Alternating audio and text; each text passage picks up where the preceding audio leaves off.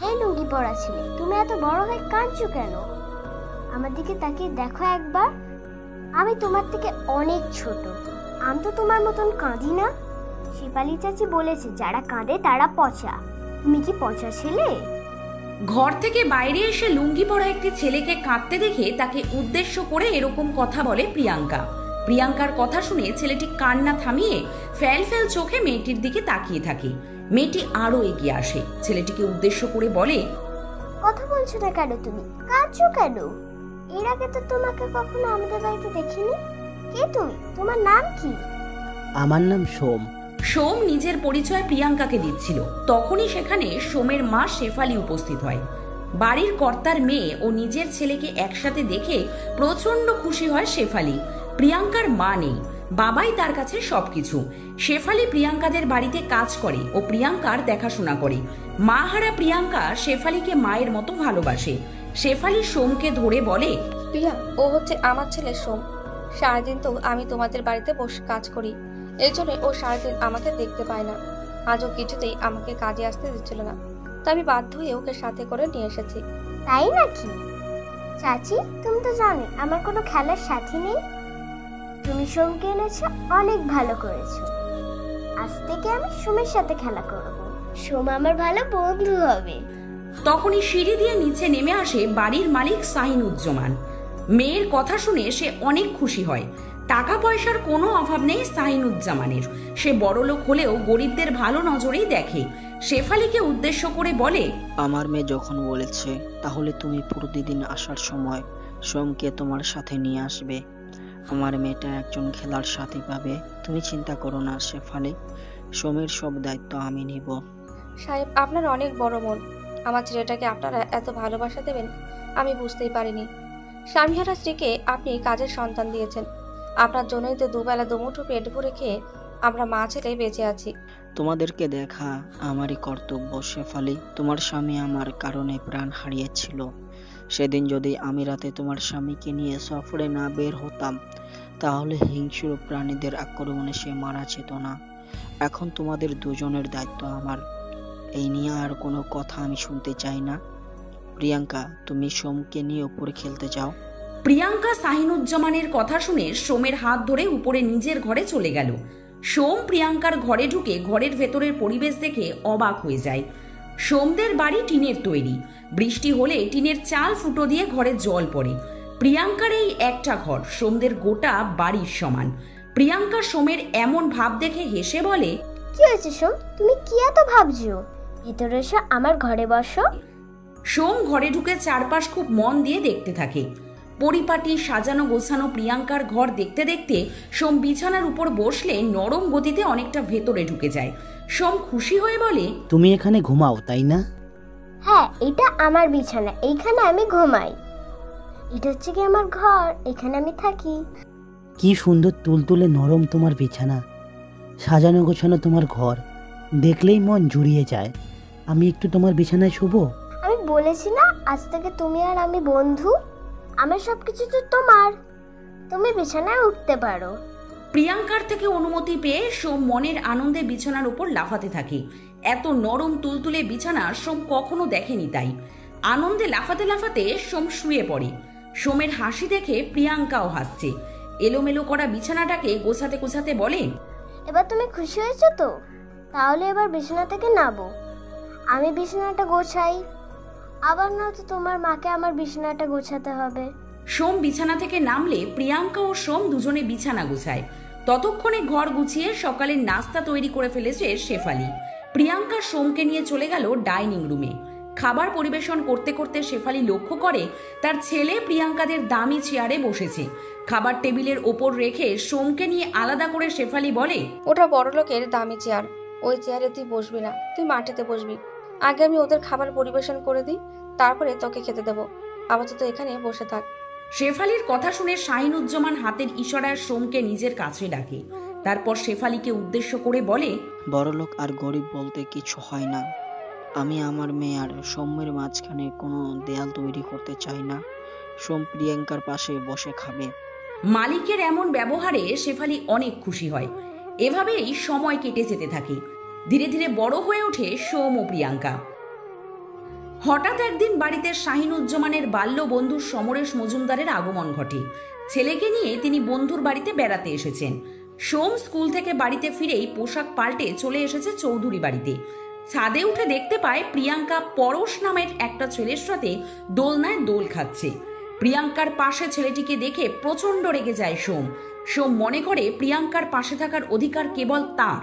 প্রচণ্ড রাগ নিয়ে এগিয়ে গিয়ে সোম পরশের হাত টেনে ধরে দাঁড় করিয়ে বলে, তুমি জানো না এই জায়গাটা আমার। প্রিয়াঙ্কার পাশে শুধু আমিই বসতে পারি। কোন সাহসে তুমি প্রিয়াঙ্কার পাশে বসেছো? কে তুমি?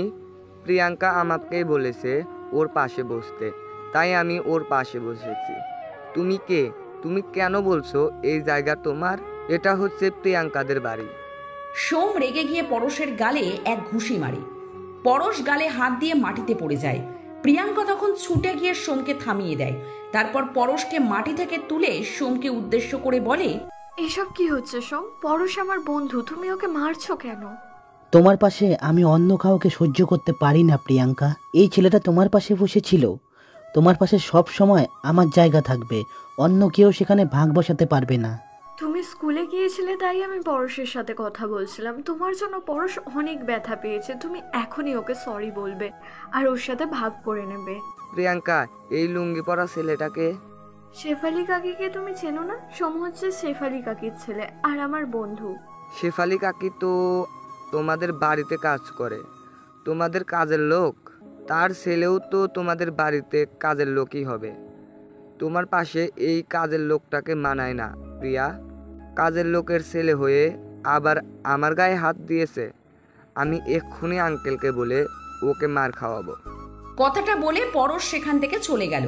প্রিয়াঙ্কা পরশের হাত ধরে অনেকবার ওকে থামানোর চেষ্টা করে, কিন্তু পরশ প্রিয়াঙ্কার কোনো কথাই শোনে না।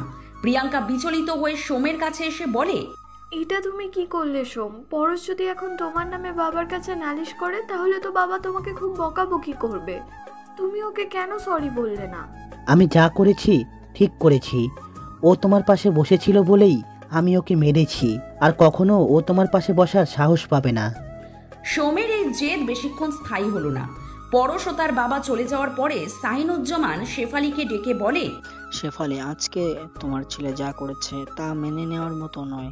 আজ অনেক দিন পর আমার ছোটবেলার বন্ধু আমার বাড়িতে এসেছে।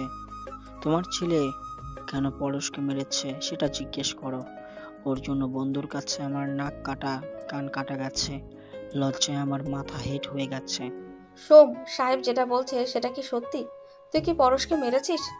হ্যাঁ, আমি পরশকে মেরেছি। কেন তুই ওকে মেরেছিস? কারণ পরশ প্রিয়াঙ্কার পাশে বসেছিল।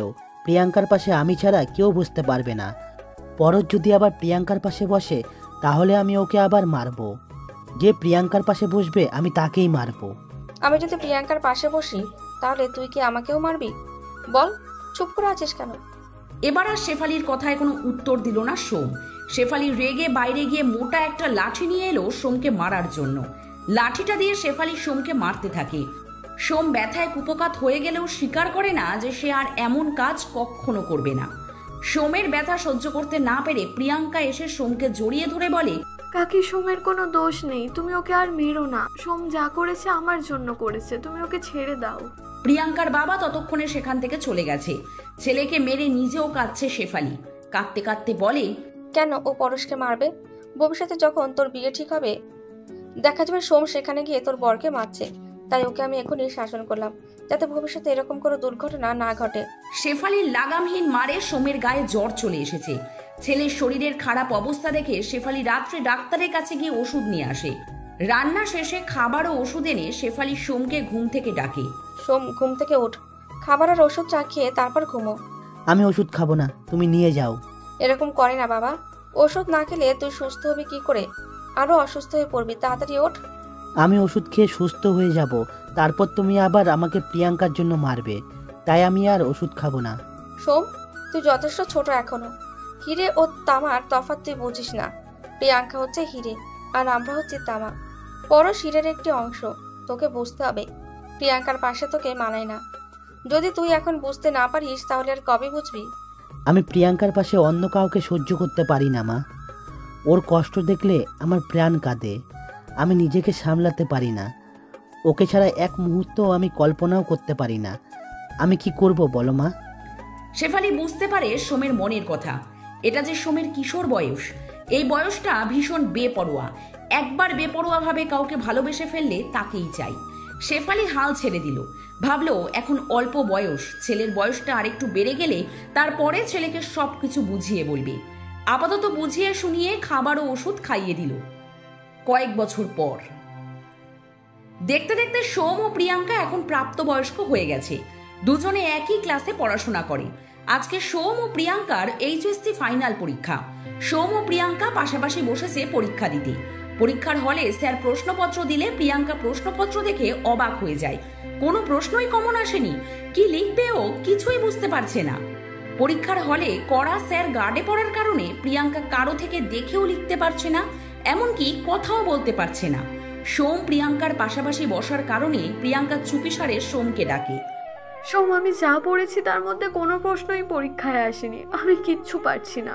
আমি মনে হয় পরীক্ষায় ফেল করব। সোম প্রিয়াঙ্কাকে কিছু বলবে তার আগেই সেখানে পরীক্ষার গার্ডরা উপস্থিত হয়। প্রিয়াঙ্কার কথা বলার কারণে ওর খাতা নিয়ে নেয় আর বলে, পড়াশোনা করে পরীক্ষা দিতে আসনি, না পড়ে চলে এসেছো, এখন অন্যের কাছ থেকে সাহায্য চাইছো।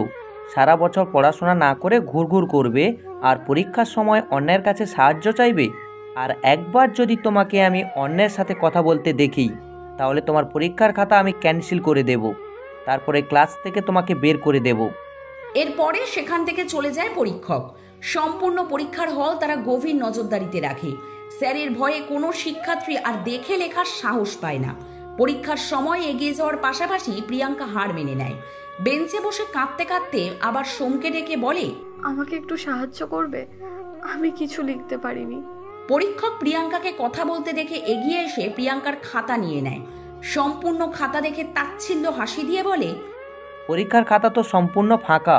পরীক্ষার হলে না কেঁদে বাড়িতে বসে একটু পড়াশোনা করলে অন্তত 5 মার্কটা উঠে যেত। পরীক্ষার খাতা আমার কাছে 10 মিনিট থাকবেই। আমি জানি আমার কাছে খাতা 10 মিনিট থাকলে তোমার কিচ্ছু যায় আসবে না, কারণ তুমি তো পড়াশোনা করোনি, কিছু লিখতেও পারবে না। 10 মিনিট পর্যন্ত তুমি দাঁড়িয়ে থাকবে। পরীক্ষক খাতা নিয়ে চলে গেল। পরীক্ষা শেষ হওয়ার 10 মিনিট আগেই ঘন্টা বেজে গেল। প্রিয়াঙ্কা এখন আবার কেঁদে ফেলল পরীক্ষার হলে। সবাই এক এক করে পরীক্ষার খাতা জমা দিয়ে হল থেকে বেরিয়ে যাচ্ছে। সবাই বের হয়ে গেলে প্রিয়াঙ্কা সোমকে ধরে কাঁদতে কাঁদতে বলে, আমি ফেল করব। বাবা আমাকে আস্ত রাখবে না। এত টাকা খরচ করে বাবা আমার জন্য প্রাইভেট পড়ার ব্যবস্থা করে দিয়েছে, তবুও আমি কিচ্ছু লিখতে পারলাম না। তুমি কিছু লিখতে পারোনি, কিন্তু তাও পরীক্ষায় তুমি পাশ করবে। এই পরীক্ষায় তুমি অনেক ভালো রেজাল্ট করবে।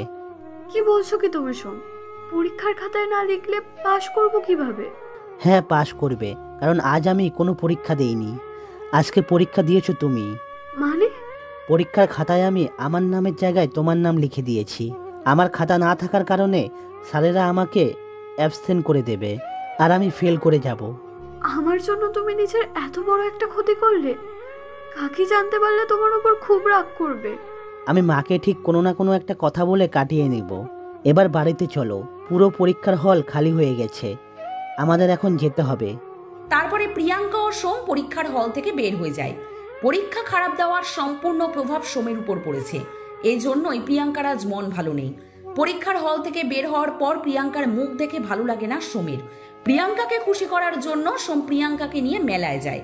পরীক্ষার হল থেকে কিছুটা দূরে মেলা হওয়ার কারণে অনেক পরীক্ষার্থীরা মেলায় ঘুরতে গেছে। এর মধ্যে সোম প্রিয়াঙ্কার জন্য চিংড়ি মাছের চপ কিনে নিয়ে আসে। প্রিয়াঙ্কা চিংড়ি মাছ খেতে খেতে হাঁটছে।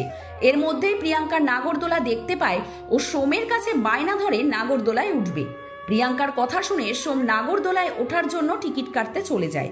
এই ভর দুপুরে মেলায় আড্ডা দিচ্ছিল একদল বকাটে ছেলে। সোম সেখান থেকে চলে গেলে প্রিয়াঙ্কা একা ওখানে দাঁড়িয়ে থাকে। সেই সুযোগে বকাটে ছেলের দল প্রিয়াঙ্কার আশেপাশে ঘুরতে ঘুরতে বলে, মামনি ঘুরতে এসেছে মেলায়, তুমি একা একা মেলায় ঘুরলে হারিয়ে যাবে তো, আমাদের সাথে এসো, আমরা তোমাকে মেলায় ঘুরিয়ে বাড়িতে পৌঁছে দেব। আমি আপনাদের সাথে যাব না, সোম আছে, আমি সোমের সাথে ঘুরবো। ও তো একা, আমরা এখানে 4 জন আছে, 4 জনের সাথে ঘুরলে তুমি অনেক বেশি আনন্দ পাবে। বললাম না আমি আপনাদের সাথে মেলা ঘুরবো না, এখান থেকে যান। প্রিয়াঙ্কা চিংড়ির চপ খাচ্ছিল। গুন্ডারা প্রিয়াঙ্কার থেকে কেড়ে চিংড়ির চপ খেয়ে ফেলে। প্রিয়াঙ্কা রেগে গুন্ডার গালে এক চড় মারে। চড় মারার কারণে রেগে গেল তারা। গালে হাত দিয়ে রাগান্বিত গলায় বলে, তোর এত বড় সাহস, তুই আমাকে চড় মারিস? তোকে তো ছেড়ে দেওয়া যাবে না, ওকে আমরা তুলে নিয়ে যাব। তুলে নিয়ে যাওয়ার কথা শুনে প্রিয়াঙ্কা ভয় পেয়ে যায়। গুন্ডাদের ধাক্কা দিয়ে সেখান থেকে দৌড়ে পালায়। প্রিয়াঙ্কা দৌড়ানোর সময় ধাক্কা খেল সোমের বুকে।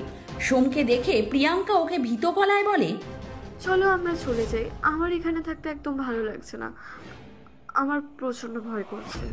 এখানে ভয় পাওয়ার কি আছে প্রিয়াঙ্কা? আমার টিকিট কাটা হয়ে গেছে, চলো নাগরদোলায় উঠলে তোমার ভালো লাগবে।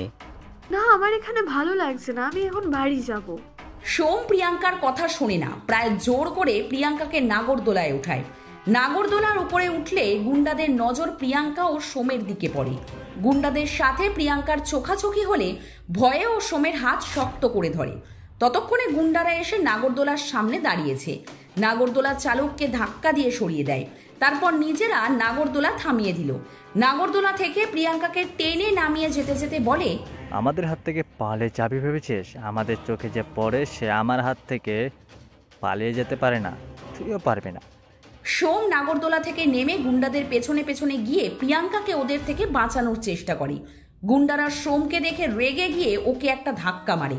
সোম প্রচন্ড রেগে উত্তেজিত হয়ে বলে, আপনারা প্রিয়াঙ্কাকে কোথায় নিয়ে যাচ্ছেন? ওর হাত ছাড়ুন।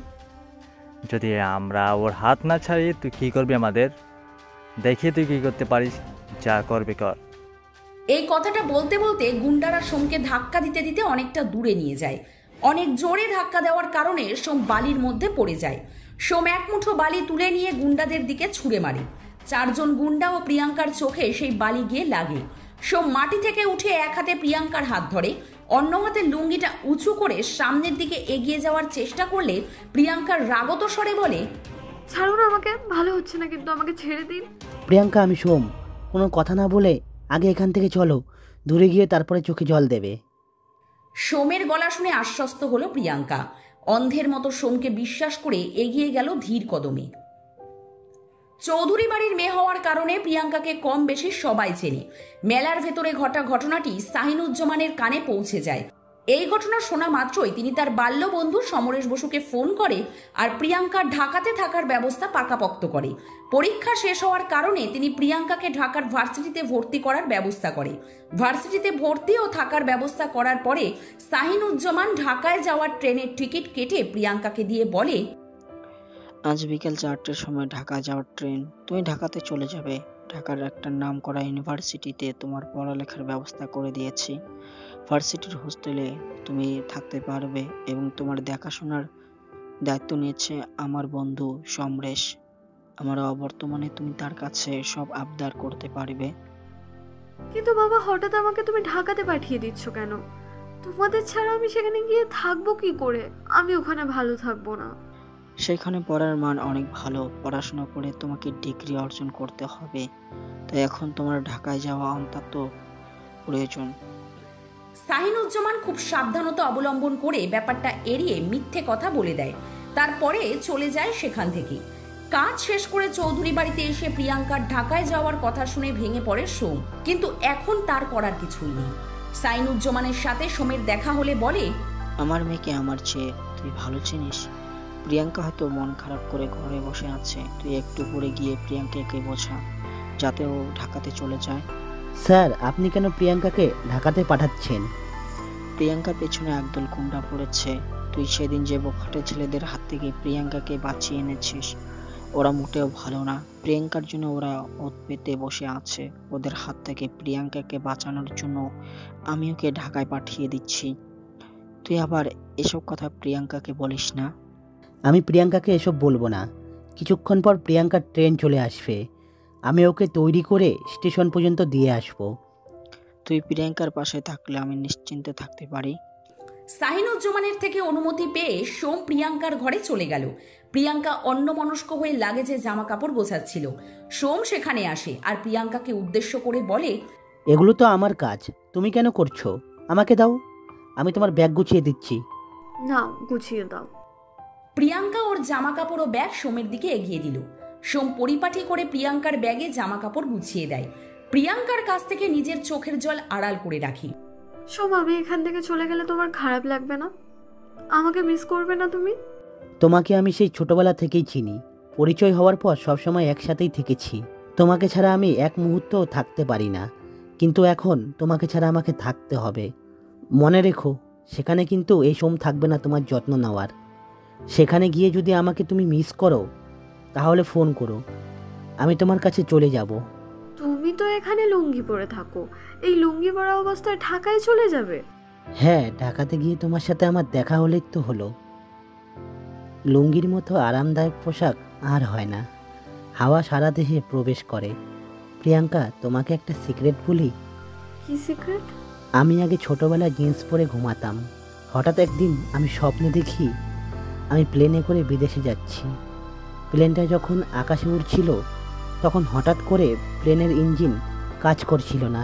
প্লেন হাওয়ার বেগে মাটিতে পড়তে থাকে। তখন সমস্ত যাত্রীরা প্যারাশুট নিয়ে প্লেন থেকে ঝাঁপ দিচ্ছিল। প্যারাশুট না থাকার কারণে আমি একাই প্লেনে বন্দি ছিলাম। হঠাৎ দেখতে পাই একটা লুঙ্গি। তারপর আমি লুঙ্গিটা পরে প্লেন থেকে ঝাঁপ দিই। তারপরে লুঙ্গিটা প্যারাশুটের কাজ করে আর আমাকে সুস্থভাবে মাটিতে ল্যান্ড করায়। সোম ব্যাগপত্র গুছিয়ে প্রিয়াঙ্কাকে স্টেশন অবধি পৌঁছে দেয় আর ট্রেন আসার আগে পর্যন্ত প্রিয়াঙ্কার দিকেই তাকিয়ে থাকে। ট্রেন স্টেশনে আসলে প্রিয়াঙ্কা ট্রেনে করে চলে যাওয়ার পরেও সোম দাঁড়িয়ে থাকে স্টেশনে। অতঃপর বিষণ্ণ মন নিয়ে সোম বাড়ির দিকে যেতে থাকে। রাস্তায় শুরু হয় অঝোর ধারায় বৃষ্টি। বৃষ্টিতে ভিজে বাড়িতে এসে সোম দেখে ওর মা শেফালি ভেজা কাপড় দিয়ে আসবাবপত্র মুছছে। ভেজা গায়ে সোম এগিয়ে গিয়ে পেছন থেকে তার মাকে জড়িয়ে ধরে। শেফালি ছেলের উপস্থিতি অনুভব করে বলে, সোম, বৃষ্টিতে ভিজেছিস কেন? তোর একটু ঠান্ডা লাগলে তোর জ্বর চলে আসে। এখন জ্বর বাঁধলে কিভাবে হবে বলতো? তুমি যে কি কথা বলো মা, প্রিয়াঙ্কা আমাকে ছেড়ে চলে গেছে। আমার এখন কিছু ভালো লাগছে না। জ্বর হলে প্রিয়াঙ্কা কি আমাকে দেখতে আসবে? প্রিয়াঙ্কাকে নিয়ে তুই এত ভাবিস না। ছোটবেলায় আমি তোকে যে কথাটা বলতে পারিনি, আজ তোকে সেই কথাটাই বলছি। প্রিয়াঙ্কা হচ্ছে বড় লোকের মেয়ে, আর তুই হচ্ছে সেই গরিব মায়ের সন্তান। তোর আর প্রিয়াঙ্কার মেলামেশা ঠিক নয়। তুই প্রিয়াঙ্কাকে ভুলে যা আর কাজ করবি মন দে। তুমি কি বলছো মা? প্রিয়াঙ্কাকে আমি ভালোবাসি। প্রিয়াঙ্কাকে ছাড়া আমি বাঁচবো না। দয়া করে তুমি এরকম কথা আমাকে বলো না, কারণ ভালোবাসা গরিব বড়লোক থেকে হয় না। ভালোবাসা গরিব বড়লোক দেখে হয়, কারণ বাদরের গলায় কখনো মুক্তোর মালা মানায় না। তুই হচ্ছে আমার বাড়ির সামান্য একটা কাজের লোকের ছেলে, আর আমার মেয়ে হচ্ছে মুক্তোর মালা। তোর গলাতে আমার মেয়েকে শোভা পায় না। শেফালি ও সোম কথা বলছিল, এর মাঝেই সেখানে উপস্থিত হয় শাহিনুজ্জামান। শাহিনুজ্জামানকে দেখে সোম ও শেফালি হতবাক হয়ে যায়। মাথা নিচু করে বলে, স্যার, আমি প্রিয়াঙ্কাকে অনেক ভালোবাসি। নিজের থেকেও আমি প্রিয়াঙ্কাকে অনেক বেশি ভালোবাসি। তোর মুখ আমি ভেঙে দেব। তোর ওই মুখে প্রিয়াঙ্কাকে ভালোবাসার কথা তো উচ্চারণও করবি না। এতদিন ধরে আমি দুধ কলা দিয়ে কালসাপ পুষেছি, এখন সেই কালসাপ আমাকে ছোবল দিতে চাইছে। এই মুহূর্তে বের হয়ে যা আমার বাড়ি থেকে, আর কখনো তোকে আমি আমার বাড়িতে দেখতে চাই না। সোম ছুটে গিয়ে শাহিনুজ্জামানের পা জড়িয়ে ধরে। তারপরে লাথি দিয়ে শাহিনুজ্জামান সোমকে সরিয়ে দেয়। সোম অসহায় হয়ে কাঁদতে কাঁদতে বলে, স্যার, বিশ্বাস করুন, আমি প্রিয়াঙ্কাকে নিজের থেকেও বেশি ভালোবাসি। আপনি দয়া করে আমাদের আলাদা করবেন না। তোর মতো একটা ভিখারির ছেলের সাথে কিছুতেই আমি আমার মেয়ের বিয়ে দেব না। বের হয়ে যা আমার বাড়ি থেকে। শেফালি, তুমি তোমার ছেলেকে নিয়ে এই মুহূর্তে আমার বাড়ি থেকে চলে যাও। তোমাকে আমার বাড়ির কাজে আর কোনো প্রয়োজন নেই। ভালোবাসা কোনো অন্যায় নয়। কি করলে আপনি আমাদের ভালোবাসা মেনে নেবেন বলুন? আমি প্রিয়াঙ্কার জন্য সব কিছু করতে পারি। বড়লোক হতে হবে তোমাকে। 1 কোটি টাকা উপার্জন করে যদি আমার হাতে তুলে দিতে পারো, তাহলে আমি নিজে প্রিয়াঙ্কার সাথে তোমার বিয়ে দিব। মেয়েকে আমার সাথে বিয়ে দেওয়ার জন্য আপনি টাকা চাইলেন, আমার ভালোবাসাটা চাইলেন না। কেমন বাবা আপনি? নিজের মেয়েকে নিয়ে টাকার বিনিময়ে সওদা করছেন। আমার সামনে এত বড় বড় ডায়লগ দিবি না। তুই শর্ত চেয়েছিলিস, আমি তোকে শর্ত দিয়েছি। যদি টাকা উপার্জন করে আমার কাছে ফিরে আসতে পারিস তবে আমার কাছে আসবি, না হলে আমার মেয়েকে বিয়ে আমি অনেক বড় লোক ঘরে দিব। বাড়ি থেকে বের করে দাও, আর কখনো দুজনকে আমার সামনে দেখলে ঢুকতে দিবে না। দারোয়ান শেফালি ও সোমকে বের করে দেওয়ার আগে শেফালি ও সোম নিজেরাই বাড়ি থেকে বের হয়ে গেল। বাড়িতে গিয়ে শেফালি ও সোম রোয়াকে বসে আছে। শেফালির মাথায় চিন্তার ছাপ। কিভাবে এত টাকা উপার্জন করবে সোম? গভীর চিন্তায় মগ্ন হয়ে বলেন, কেন তুই সাহেবের কথা মেনে নিলি? তুই কখনোই 1 কোটি টাকা জোগাড় করতে পারবি না। তুই প্রিয়াঙ্কাকে ভুলে যা। না মা, আমি প্রিয়াঙ্কাকে কখনোই ভুলে যেতে পারবো না। তুমি আমার জন্মদাত্রী মা, তুমি আমার জন্য দোয়া করো যাতে আমি আমার এই মিশনে সফলতা লাভ করি। আমি আজ ঢাকাতে চলে যাব 1 কোটি টাকা জোগাড় করে। তারপর গ্রামে এসে শাহিনুজ্জামানের মুখে টাকাটা ছুঁড়ে দিয়ে আমি আমার ভালোবাসা প্রিয়াঙ্কাকে চাইবো। পরশের সাথে প্রিয়াঙ্কার ভাব ছোটবেলা থেকেই। দীর্ঘ দুদিন প্রিয়াঙ্কা সমরেশ বসুর বাড়িতেই ছিল। আগামীকাল থেকে ভার্সিটি খুলে যাওয়ার কারণে প্রিয়াঙ্কা ভার্সিটির হোস্টেলে চলে যাবে। প্রিয়াঙ্কা সোমের ভাঁজ করা জামা কাপড়গুলো খুলে দেখে আগামীকাল সে কোনটা পরে ভার্সিটিতে প্রথম দিন যাবে। প্রিয়াঙ্কার এই কাজের মাঝে সেখানে এসে উপস্থিত হয় পরশ। প্রিয়াঙ্কাকে জামা কাপড় এলোমেলো করতে দেখে বলে, প্রিয়াঙ্কা, জামা কাপড় এলোমেলো করছো কেন? কোন জামাটা পরে কালকে ভার্সিটিতে যাব সেটা বুঝে উঠতে পারছি না, তাই চেক করছিলাম কোনটা পরলে আমাকে ভালো লাগবে। এতদিন কিভাবে তুমি পছন্দ করেছো, আজকেও সেভাবেই পছন্দ করো। এতদিন আমার সমস্ত জামা কাপড় তো সোম পছন্দ করে দিত। আমি কখন কোন জামা কাপড় পরবো, কখন কি খাবো, কোথায় যাব, সবকিছু ওই ঠিক করে দিত। তুমি জানো, এমনকি আসার সময় ও আমার সমস্ত জামা কাপড়ও গুছিয়ে দিয়েছে। সোম মানে সেই ছেলেটা যে ছেলেবেলায় তোমার পাশে আমি বসেছিলাম বলে আমাকে মেরেছিল? হ্যাঁ, তোমাকে মারার কারণে চাচি সোমকে অনেক মেরেছিল। এখন এত কথা না ভেবে তুমি একটু আমাকে ড্রেস পছন্দ করে দাও, কোনটা পরলে কালকে আমাকে ভালো লাগবে। পরশ তারপরে প্রিয়াঙ্কাকে একটা জামা পছন্দ করে দিল আগামীকাল ভার্সিটিতে পরে যাওয়ার জন্য। পরশ যখন ভ্রু কুচকে জামা কাপড় পছন্দ করছিল তখন প্রিয়াঙ্কা এক ধ্যানে তাকিয়েছিল পরশের দিকে। প্রিয়াঙ্কার মনে পরশের জন্য ভালোবাসা সৃষ্টি হয়। পরশ প্রিয়াঙ্কার জন্য জামা কাপড় সিলেক্ট করে দিয়ে নিজের ঘরে চলে যায়। তারপর প্রিয়াঙ্কা জামাটাকে বুকে জড়িয়ে ধরে চিত হয়ে বিছানায় শুয়ে পড়ে। মুচকি হাসি দিয়ে আনমনে বলে ওঠে, তোমার ভেতরে এমন কি আছে যে আমাকে দিশেহারা করে দেয়? কই, সোমের কাছে গেলে কখনো আমার এমন মনে হয় না তো। পরশ ও প্রিয়াঙ্কা আজ প্রথম দিন ভার্সিটিতে এসেছে। পরশের অনেক বন্ধুরাই এই ভার্সিটিতে ভর্তি হয়েছে। ভার্সিটিতে ঢোকা মাত্র পরশের বন্ধুরা পরশকে দেখতে পেলে হাতের ইশারায় কাছে আসার জন্য ইঙ্গিত করে। পরশও হাতের ইশারায় কথা বলে প্রিয়াঙ্কাকে তাদের কাছে নিয়ে গিয়ে পরিচয় করিয়ে দেয়। এই হচ্ছে আমার বাবার বন্ধুর একমাত্র মেয়ে প্রিয়াঙ্কা চৌধুরী। এখন থেকে ও আমাদের সাথে লেখাপড়া করবে। এতদিন আমাদের বাড়িতে থাকলেও এবার থেকে প্রিয়াঙ্কা হোস্টেলে থাকবে। আমার খুব ভালো একজন বন্ধু প্রিয়াঙ্কা। আমাদেরকে একটু ওর সাথে পরিচয় করিয়ে দে, না হলে আমাদেরকে চিনবে কিভাবে? প্রিয়াঙ্কা, ওরা হচ্ছে আমার বন্ধু পুলক, ফুয়াদ ও ফাহিম। হাই।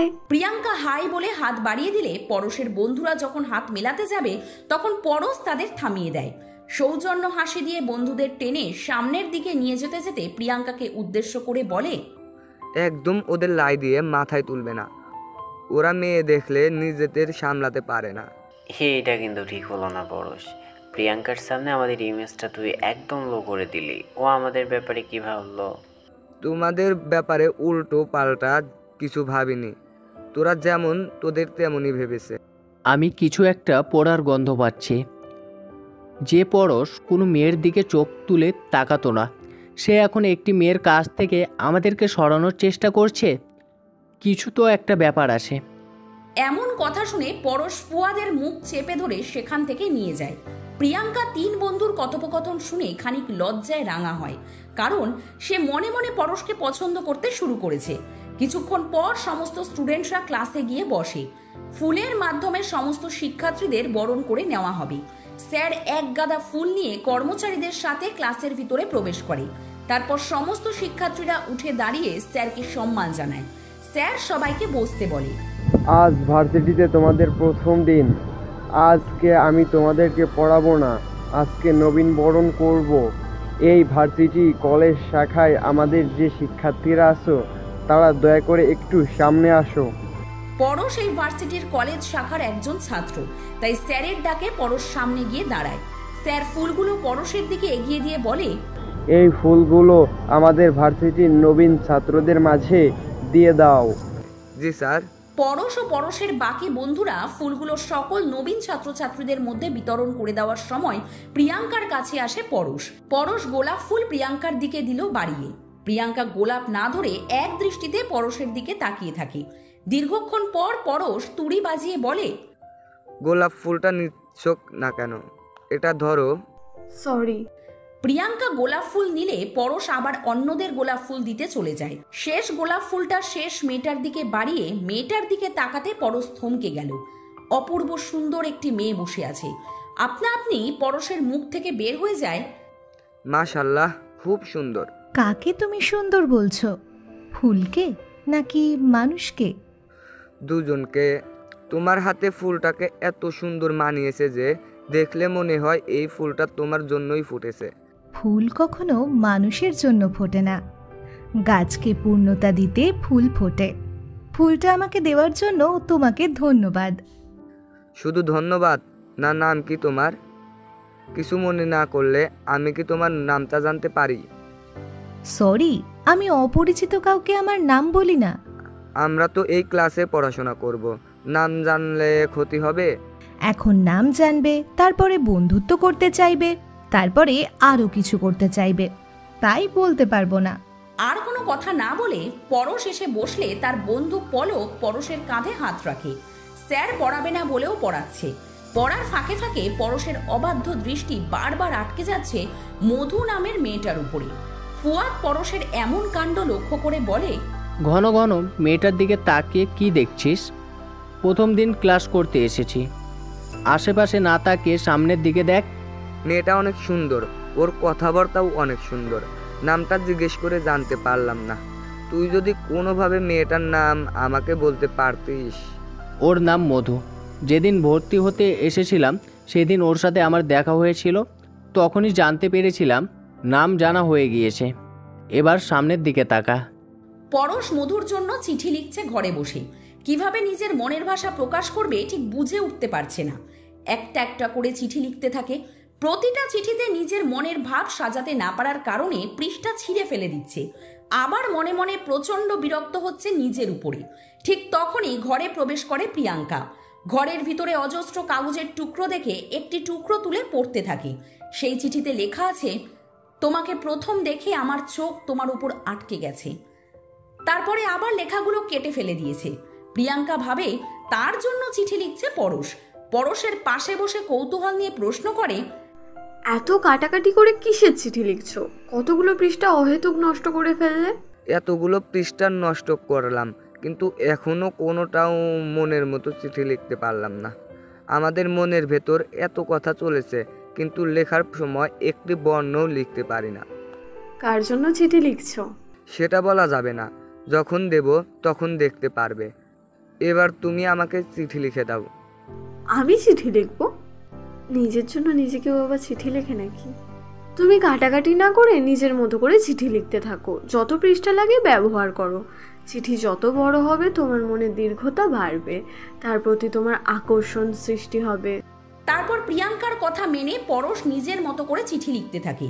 একটা একটা করে 17টা পৃষ্ঠায় নিজের মনের কথাগুলো প্রকাশ করে। লেখা শেষে প্রিয়াঙ্কা ভাবে চিঠিটা তাকে দেবি, তাই আগ বাড়িয়ে চিঠিটা চায়। এবার আমাকে দাও। কেন? তোমাকে কেন দেব? আমি পড়ে বলছি, চলবে কিনা? এখন না, পরে দেব। আমি একবার পড়ে দেখি আমার মনের মতো হয়েছে কিনা। এত বড় চিঠি লিখলে তাও তোমার মনের মতো হয়নি? যে তোমার এই চিঠি পড়বে সে তোমাকে সাদরে গ্রহণ করে নেবে। তাহলে তো ভালোই। তুমি আমার জন্য দোয়া করো যাতে আমরা সেই প্রেমিকাকে আমাকে গ্রহণ করে। পরশের কথায় প্রিয়াঙ্কা খানিক লজ্জা পেয়ে ঘরে চলে আসে। তার আর তর সইছে না চিঠিটা পাওয়ার জন্য। ইচ্ছে করছে পরশের আড়ালে চিঠিটা এনে পড়ে আবার রেখে আসতে। অতঃপর আবার নিজেকে সামলে নিল। মন পাবনের নামটাও ভাসাইলাম বন্ধু তোমার নদীতে। নাওয়ের মাঝি বড়ই পাজি, বৈঠা চালায় গোপনে। প্রিয়াঙ্কা আজকে ফুরফুরে মন নিয়ে সবার আগে ভার্সিটিতে উপস্থিত হয়েছে। প্রিয়াঙ্কাকে গান গাইতে শুনে এগিয়ে এসে পলক বলে, কি হয়েছে প্রিয়াঙ্কা, আজকে তোমাকে খুশি খুশি লাগছে? কোনো খুশির খবর আছে? আমার জন্য খুশির খবর আছে, কিন্তু তোমাকে বলা যাবে না। শুনেছি খুশি ভাগাভাগি করে নিলে নাকি? দিগো নয়, প্লিজ বলো না আমাকে। পরশ আমাকে ভালোবাসে, তুমি জানো? ও আমার জন্য চিঠি লিখেছে, কত বড় চিঠি। কিছুক্ষণ পর ও আমাকে সেই চিঠি দেবে, এজন্য আজকে আমি এত খুশি। সত্যি? ফাইনালি আমার বন্ধু কারোর প্রেমে বললো। All the best. মধু ও পরশ দুজনে দুদিক দিয়ে আসছিল। মূলত মধুকে আসতে দেখেই পরশ এগিয়ে গেছে মধুর দিকে। দুজনের মুখোমুখি দেখা হতেই পরশ মধুর পথ আটকে দাঁড়ালো। মধু পরশের দিকে তাকিয়ে বলে, সমস্যা কি তোমার? পথ আটকে দাঁড়িয়ে আছো কেন? ক্লাস শুরু হওয়ার সময় হয়ে গেছে, আমাকে ক্লাসে যেতে হবে, পথ ছাড়ো। তোমাকে একটা জিনিস দেওয়া হচ্ছিল। কি? তারপরে পরশ 17 পাতার চিঠিটা এগিয়ে দিল মধুর দিকে। মধু নোটস ভেবে হাতে নিয়ে 2 পৃষ্ঠা উল্টে কৌতূহল নিয়ে বলে, ক্লাস তো সবে কালকে শুরু হয়েছে, আর কালকে আমি ক্লাসে উপস্থিত ছিলাম। এটা কিসের নোটস? এটা নোটস নয়, এটা চিঠি। কাল সারা রাত বসে আমি তোমার জন্য চিঠিটা লিখিয়েছিলাম। এত মোটা চিঠি? তুমি আমার জন্য কাল সারা রাত বসে এই চিঠিটা লিখেছ? কিন্তু দুঃখের বিষয় হচ্ছে এই চিঠিটা পড়ার মতো আমার কাছে কোনো সময় নেই। তাই তুমি চিঠিটা নিজের কাছে রেখে দাও, কিংবা কাউকে দিয়ে দাও। কাকে দেব আমি? তোমাকে ভালোবাসি বলে তোমার জন্যই চিঠি লিখেছি। আমার জন্য যখন লিখেছ তাহলে আমাকে দাও। পরশের থেকে চিঠিটা নিয়ে মুহূর্তের মধ্যে ছিঁড়ে টুকরো টুকরো করে ফেলে মধু। কয়েকটা চিঠির টুকরো উড়িয়ে দিল উপরে। এমন ঘটনায় পরশ বাকরুদ্ধ হয়ে চিঠির ছেঁড়া টুকরোগুলো মাটি থেকে তুলে বলে, এটা তুমি কি করলে? তুমি যখন আমার জন্য এত কষ্ট করে চিঠি লিখেছ, তাই আমি চিঠিটাকে গ্রহণ করলাম। এবার আমি ছিঁড়ে ফেলবো নাকি নিজের কাছে রাখবো সেটা আমার ব্যক্তিগত ব্যাপার। কথাটা বলে মধু সেখান থেকে চলে যায়। পরশের চোখে জল চলে আসে। দূর থেকে এইসব দেখে থমকে যায় প্রিয়াঙ্কা। এগিয়ে গিয়ে পরশের কাঁধে হাত রাখলে পরশ ওর দিকে ফিরে তাকায়। দ্রুত চোখ মুছে নিয়ে বলে, প্রিয়াঙ্কা, তুমি এখানে? আমারও সেম প্রশ্ন, তুমি এখানে? আর চিঠিটা তুমি ওকে কেন দিলে? চিঠিটা আমি মধুর জন্য লিখেছিলাম। প্রথম দিন থেকে ওকে আমার ভালো লাগে, কিন্তু ও আমার ভালোবাসা বুঝলো না। আমার ভালোবাসার পাত্রটাকে ছিঁড়ে ফেললো। এই বলে পরশ প্রিয়াঙ্কাকে জড়িয়ে ধরে কাঁদে। ভালোবাসার মানুষটা অন্য কাউকে ভালোবাসে ভাবতেই প্রিয়াঙ্কা বেসামাল হয়ে পড়ে। নিজের ভালোবাসার কথাটা এড়িয়ে গিয়ে বলে, তুমি ওকে ভালোবাসো? হ্যাঁ, তুমি একটু ওর সাথে কথা বলে আমাকে সেটিং করে দাও। তুমি বোঝালে ও ঠিক বুঝবে। আচ্ছা, এবার বাড়িতে চলো, আমি মধুকে বলবো। পরশের জোড়াজুড়িতে পরদিন মধু যখন দরজা দিয়ে প্রবেশ করে তখন প্রিয়াঙ্কা মধুর কাছে যায়। মধু ক্লাসে গিয়ে যেই বেঞ্চে বসে প্রিয়াঙ্কাও একই বেঞ্চে বসে। তা দেখে সন্দেহ নিয়ে মধু বলে, তুমি তো সব সময় পরশের সাথে বসো, আজকে আমার সাথে বসলে যে? তোমার সাথে আমার একটু কথা ছিল মধু, আমাকে 2 মিনিট সময় দেবে? ঠিক আছে, বলো। আমার বন্ধু পরশকে তুমি নিশ্চয়ই চেনো। ও তোমাকে অনেক ভালোবাসে। ও আমাকে তোমার মতামত জানাতে বলেছে। চুপ করো তুমি। অপরিচিত একটা মেয়েকে প্রথমবার এই ভালোবাসার কথা বলে দিলে? লজ্জা করে না তোমার? আবার বন্ধুর হয়ে সাফাই গাইছো। তোমার বন্ধুকে আমার ভালো লাগে না, আমার ওর প্রতি কোনো ফিলিংস নেই। একবার আমি তোমার বন্ধুকে না বলে দিয়েছি, এখন তুমি কি আমাকে জোর করতে এসেছো?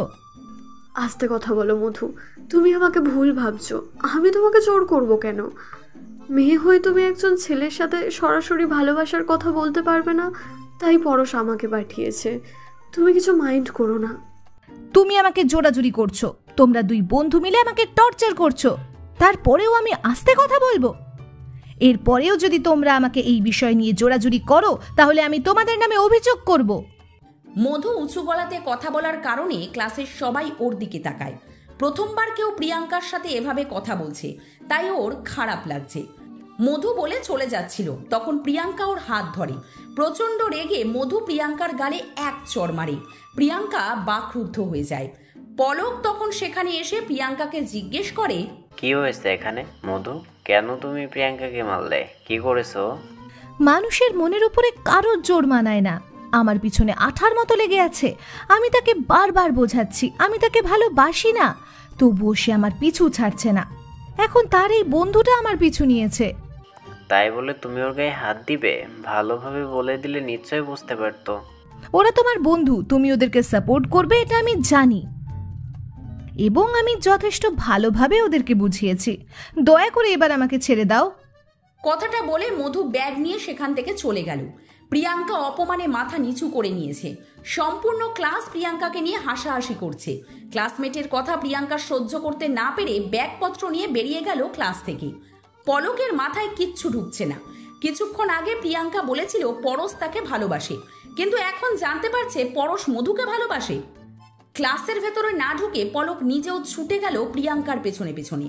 গিয়ে দেখলো ক্যাম্পাসে প্রিয়াঙ্কা কাঁদছে। পরশ প্রিয়াঙ্কার পাশে বসলে প্রিয়াঙ্কা দ্রুত তার চোখের জল মুছে ফেলল। সৌজন্য হাসি দিয়ে নিজেকে স্বাভাবিক প্রমাণ করার চেষ্টা করলে পলক তাকে বলে, আমি কিছু বুঝতে পারছি না প্রিয়াঙ্কা। কিছুক্ষণ আগেই তুমি আমাকে বললে পরশ তোমাকে ভালোবাসে, কিন্তু এখন তুমি মধুর কাছে পরশের হয়ে ভালোবাসার কথাও কেন বললে? আমি ভুল ভেবেছিলাম। আমি পরশকে ভালোবাসলেও পরশ আমাকে ভালোবাসে না, পরশ মধুকে ভালোবাসে। তুমি কি একবারও তোমার ভালোবাসার কথা পরশকে জানিয়েছো? ও আমাকে শুধু বন্ধু মনে করে, আমি না হয় ওর কাছে বন্ধু হয়েই থাকলাম।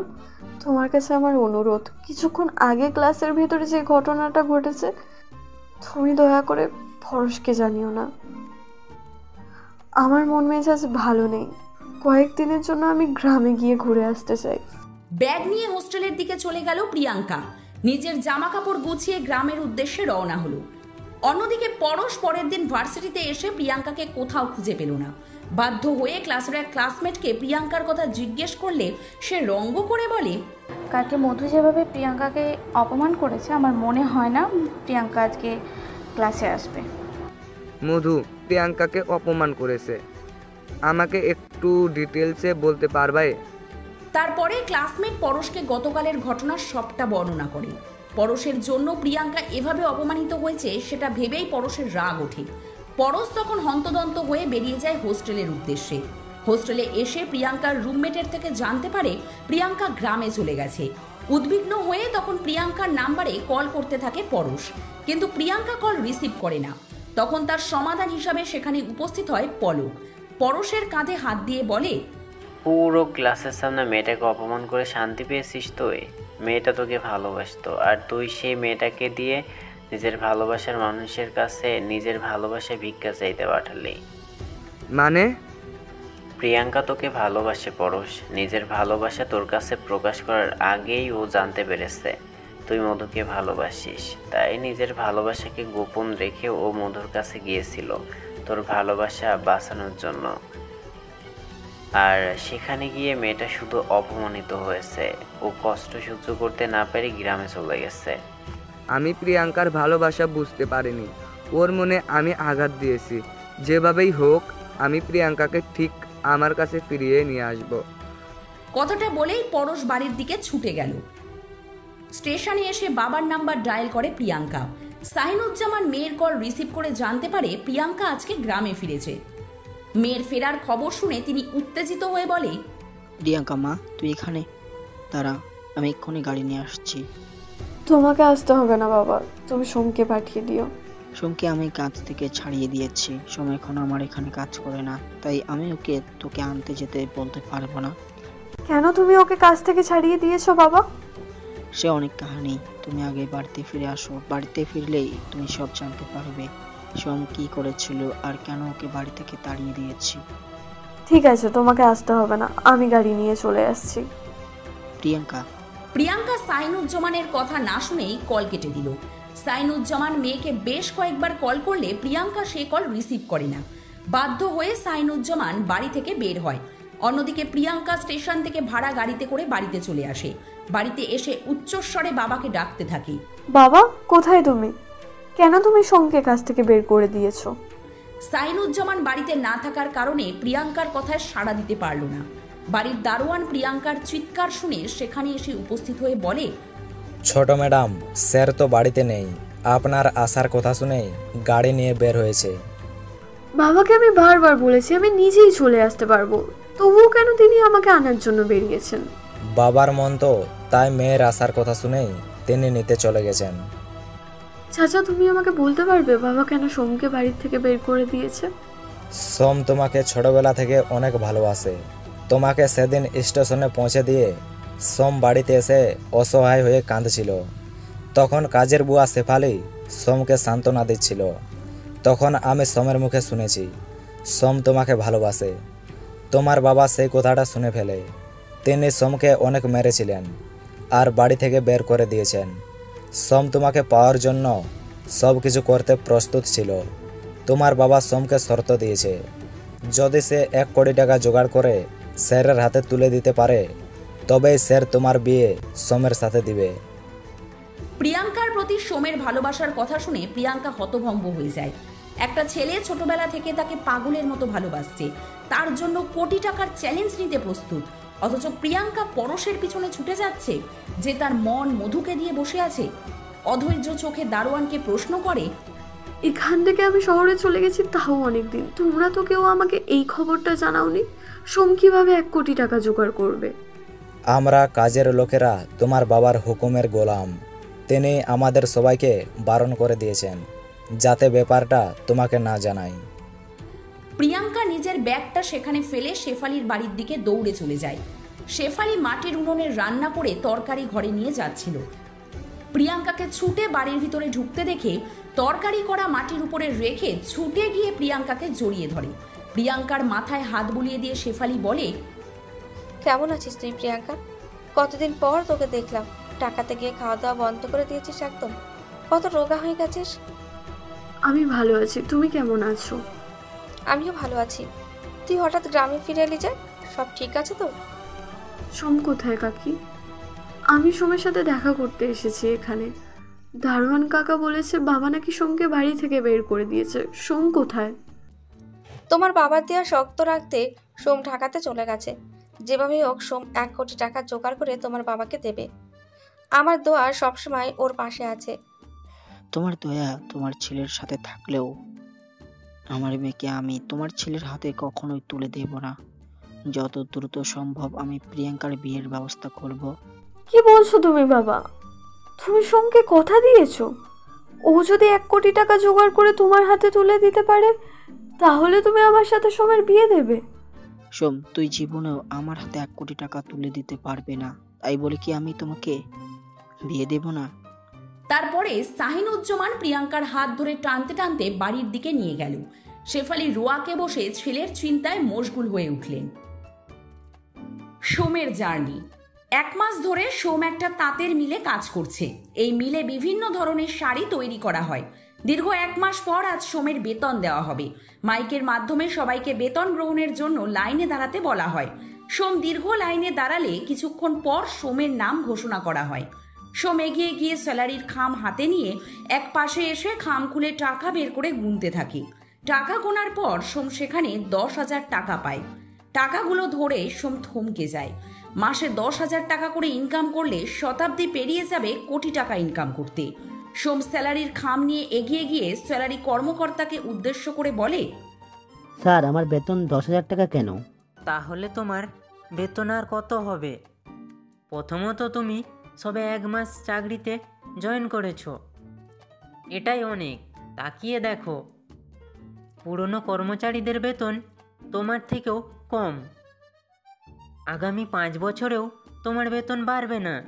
তুমি যদি কাজ করতে চাও তাহলে তোমাকে এমন বেতনেই কাজ করতে হবে। তাহলে আমি এই চাকরি ছেড়ে দিলাম স্যার।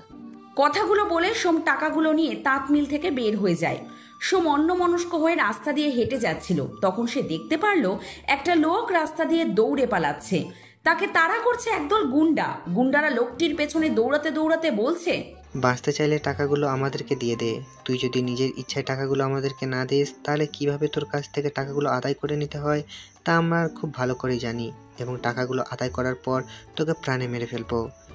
এই টাকাগুলো দিয়ে আমি আমার ব্যবসা দাঁড়া করাবো। এই টাকাগুলো আমি ব্যাংক থেকে ঋণ করে নিয়েছি। যদি টাকাগুলো সঠিক ব্যবহার করতে না পারি তাহলে ব্যাংক থেকে আমার বাড়ি দখল করে নেওয়া হবে, কারণ ঋণ দেওয়ার জন্য আমি বাড়ির দলিল ব্যাংকের কাছে রেখেছি। সোম লক্ষ্য করে লোকটার হাতে টাকার ব্যাগ।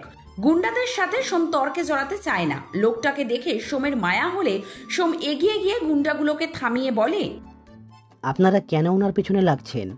এগুলো ওনার অনেক প্রয়োজনীয় টাকা। আপনারা কেন ওনার কাছ থেকে ওনার টাকা কেড়ে নিচ্ছেন? আপনারা উপার্জন করে টাকা ইনকাম করতে পারেন না? আমারও উপার্জন করে টাকা ইনকাম করেছি। লোকেদের পেছনে দৌড়ে তাদের টাকা কেড়ে নেওয়ারও এক ধরনের উপার্জন। তুই আমার সামনে থেকে সর, নাহলে তোকেও আমি মেরে ফেলবো। কথাটা বলে গুন্ডারা সোমকে ধাক্কা দিয়ে লোকটাকে ধরে ফেলে। সোমের সামনেই লোকটার পেটে ছুরি ঢুকিয়ে দেয়। শরীরের আঘাত পাওয়ার পরেও লোকটা টাকাগুলোকে বুকে আঁকড়ে ধরে রেখেছে যাতে গুন্ডারা তার থেকে টাকা কেড়ে নিতে না পারে। যখনই লোকটার থেকে টাকাগুলো কেড়ে নেবে তখনই লোকটা সোমের দিকে টাকার ব্যাগটা ছুঁড়ে দিয়ে বলে, দয়া করে তুমি আমার টাকাগুলো বাঁচাও, ওদের থেকে পালিয়ে যাও তুমি। লোকটার দেওয়ার সম্পদ বাঁচাতে সোম টাকাগুলো নিয়ে সর্বশক্তি দিয়ে দৌড়তে শুরু করে। দৌড়াতে দৌড়াতে সোম চলে যায় একটা বাড়ির ভিতরে। গুন্ডারা অনেকটা পেছনে থাকার কারণে সোমকে আর খুঁজে পেল না। কিছুক্ষণ পর সোম বের হয়ে আঘাতপ্রাপ্ত লোকটার কাছে চলে যায়। অতিরিক্ত রক্তক্ষরণে লোকটা জ্ঞান হারিয়ে মাটিতে পড়ে আছে। সোম তার পালস রেট চেক করে দেখলো লোকটা এখনো বেঁচে আছে, তাই আশেপাশের লোকেদের ডেকে ধরাধরি করে হসপিটালে নিয়ে যায়। লোকটার ফোন বের করে কল চেক করে একটা নাম্বার পেল যেখানে লেখা মেয়ে। সোম সেই নাম্বারে 2 বার কল করলে লোকটার মেয়ে কল রিসিভ করে বলে, হ্যালো বাবা, তুমি এখনো কেন বাড়িতে ফিরছো না? আমি তোমাকে 2 বার কল করেছি, তুমি রিসিভও করলে না। এখন তুমি কোথায় আছো আর কখন বাড়িতে ফিরবে? আপু, আমি আপনার বাবা নই। সন্ত্রাসীদের পাল্লায় পড়ে আপনার বাবা এখন হাসপাতালে ভর্তি আছেন। আপনি দ্রুত হাসপাতালে চলে আসুন। হাসপাতালে ঠিকানা দিলে মধু 10 মিনিটের মাথায় হাসপাতালে উপস্থিত হয়। মধুকে দেখে বোঝাই যাচ্ছে সে বাড়িতে যেমন অবস্থায় ছিল বাবার দুর্ঘটনার কথা শুনে ঠিক তেমন অবস্থায় হাসপাতালে চলে এসেছে। কাঁদতে কাঁদতে হাসপাতালে পায়চারি করতে করতে ডাক্তারকে জিজ্ঞেস করে, আমার বাবা এই হাসপাতালে ভর্তি আছে, তিনি এখন কেমন আছেন? হাতের ইশারায় সোমকে দেখিয়ে ডাক্তার আবার অপারেশন থিয়েটারের ভিতরে চলে গেল।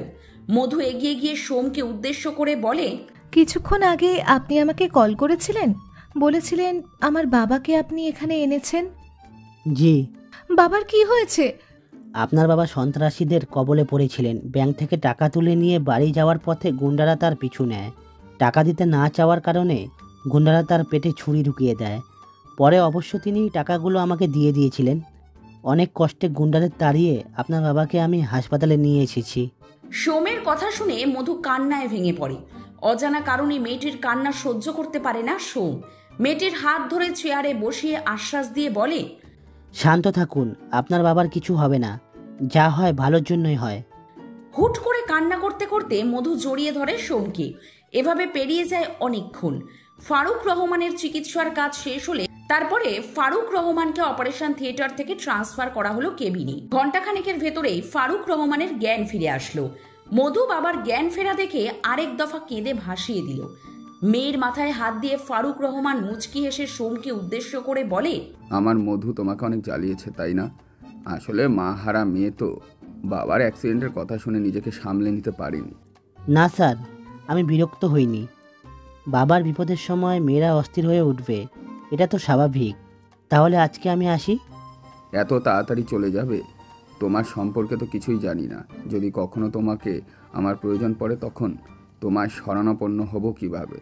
আমি সোম, গ্রাম থেকে ঢাকাতে এসেছি একটা চাকরির খোঁজে, কিন্তু তেমন ভালো মনের কোনো চাকরি আমার কপালে জুটছে না। একটা চাকরির জোগাড় করে নিজের পায়ে দাঁড়িয়ে আমি আমার স্বপ্ন পূরণ করতে চাই। তাহলে আমি তোমাকে বলবো, তুমি সঠিক মানুষের কাছে এসেছো। আমি একটা তাঁত মিলের মালিক। তুমি যদি চাও তাহলে তাঁত মিলে কাজ করে নিজের স্বপ্ন পূরণ করতে পারো। এখন যা অবস্থা, তোমাকে দীর্ঘ কয়েক মাস সব কিছু থেকে বিরতি নিতে হবে। আমার হয়ে তুমি যদি আমার মিলটা দেখাশোনা করো তাহলে আমি অনেক স্বস্তি পাবো। তুমি যদি চাও তাহলে আমার বাড়িতে থেকেই কাজ করতে পারো। ধন্যবাদ আপনাকে। তারপরে ফারুক রহমানের তাঁত মিলে সোম যোগদান করলো। সোমের আগমনের মাধ্যমে রহমান মিলের উন্নতি ঘটতে থাকলো। বিভিন্ন ধরনের শাড়ির মান বাড়ার পাশাপাশি তার চাহিদাও বেড়ে যেতে থাকলো বাজারে। চারিদিকে ছড়িয়ে গেল রহমান মিলের শাড়ির কথা। মাঝরাতে সোমের ঘুম ভেঙে গেল জল তেষ্টার কারণে। বিছানা থেকে উঠে দেখলো টেবিলে জলের বোতল রাখা, কিন্তু বোতল সম্পূর্ণ ফাঁকা। এক ফোঁটা জলও অবশিষ্ট নেই বোতলে। 1 মাস ধরে শহরে থাকলেও লুঙ্গি পরা অভ্যাসটাকে সে এখনো ছাড়তে পারেনি। লুঙ্গি পরা অবস্থায় সোম যেমন স্বাচ্ছন্দ্য বোধ করে, অন্য কোনো পোশাকে তেমন অনুভব করে না। ফাঁকা জলের বোতলটাকে নিয়ে ড্রয়িং রুমের দিকে যাবে, ঠিক তখনই সোমের ফোন বেজে উঠল। সোম ফোনের নাম্বার চেক করে দেখলো দুঃসম্পর্কের এক চাচা ফোন করেছে। সোমের মায়ের নিজস্ব কোনো মোবাইল না থাকার কারণে সে অন্যের ফোন দিয়ে সোমের সাথে যোগাযোগ করে। সোম কল রিসিভ করে কথা বলতে বলতে অগ্রসর হয় ড্রয়িং রুমের দিকে। আসসালামু আলাইকুম মা, কেমন আছো? আমি ভালো আছি বাবা, তুই কেমন আছিস? এত রাতে তুমি কল করলে, শরীর ঠিক আছে তো তোমার? আমার শরীর ঠিক আছে, হঠাৎ তোর সাথে কথা বলতে অনেক ইচ্ছে হলো, তাই মাঝরাতে তোকে কল দিলাম। তুই বিরক্ত হলি না তো? কি যে বলো মা, তুমি কল করেছো আর আমি বিরক্ত হব? আসলে এখানে কাজের মাঝখানে তোমার সাথে মন খুলে কথা বলার মতো কোনো সময় পাই না। বাড়িতে ফিরে খাওয়া দাওয়া করে যখন সময় পাই তখন আমি ঘুমাই। মাঝরাতে কল দিলে কেউ কি তোমাকে ফোন পৌঁছে দেবে? আমি ঠিক করেছি কিছুদিনের ভিতর তোমার জন্য একটা ফোন কিনে পাঠিয়ে দেব। আমার জন্য কোনো ফোন লাগবে না বাবা। যত দ্রুত সম্ভব তুই 1 কোটি টাকা জোগাড় করে গ্রামে ফিরে আয়। প্রিয়াঙ্কার বাবা জোর করে তার বাল্যবন্ধু সমরেশ বসুর ছেলে পরশের সাথে প্রিয়াঙ্কার বিয়ে ঠিক করেছে। এই খবরটা জানাতেই এত রাতে আমি তোকে ফোন করেছি। এই বিয়েতে প্রিয়াঙ্কার মত আছে? প্রিয়াঙ্কা এখন কোথায়? প্রিয়াঙ্কাকে ওর বাবা জোর করে বাড়িতে আটকে রেখেছে। প্রিয়াঙ্কা গ্রামে ফিরে তোর খবর জানতে আমার কাছে এসেছিল। সেদিন ওর বাবা ওকে জোর করে বাড়িতে নিয়ে গেছে। এই কয় মাসও প্রিয়াঙ্কার পাগলামি কমে না, তাই জোর করে ওর বিয়ে দেওয়ার চেষ্টা করেছে। চৌধুরী সাহেব আমাকে কথা দিয়েছিল আমি 1 কোটি টাকা জোগাড় করতে পারলে তিনি প্রিয়াঙ্কাকে আমার হাতে তুলে দেবে, কিন্তু তিনি তো কথার খেলাপ করছেন। সাহেব তোকে প্রিয়াঙ্কার থেকে দূরে সরানোর জন্য এমন শর্ত দিয়েছিলেন। তুই যেভাবে হোক তাড়াতাড়ি গ্রামে ফিরে আয় বাবা, নাহলে তোর প্রিয়া পর হয়ে যাবে। যত তাড়াতাড়ি সম্ভব আমি 1 কোটি টাকা জোগাড় করে দেশে ফিরে আসব। তুমি এখন নিশ্চিন্তে ঘুমাও। আরও কিছুক্ষণ কথা বলে ড্রয়িং রুম থেকে জল নিয়ে ঘরের দিকে যাওয়ার সময় সোম লক্ষ্য করে মধুর ঘরে আলো জ্বলছে।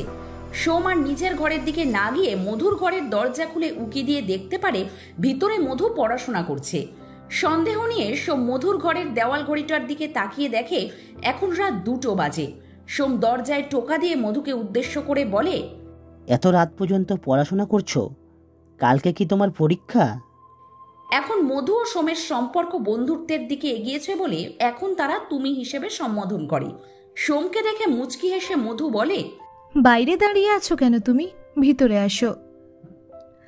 আসলে এই জায়গাটা আমি বুঝতে পারছি না। ক্লাস করানোর সময় অন্যমনস্ক হয়েছিলাম বলে ঠিক ধরতে পারছি না।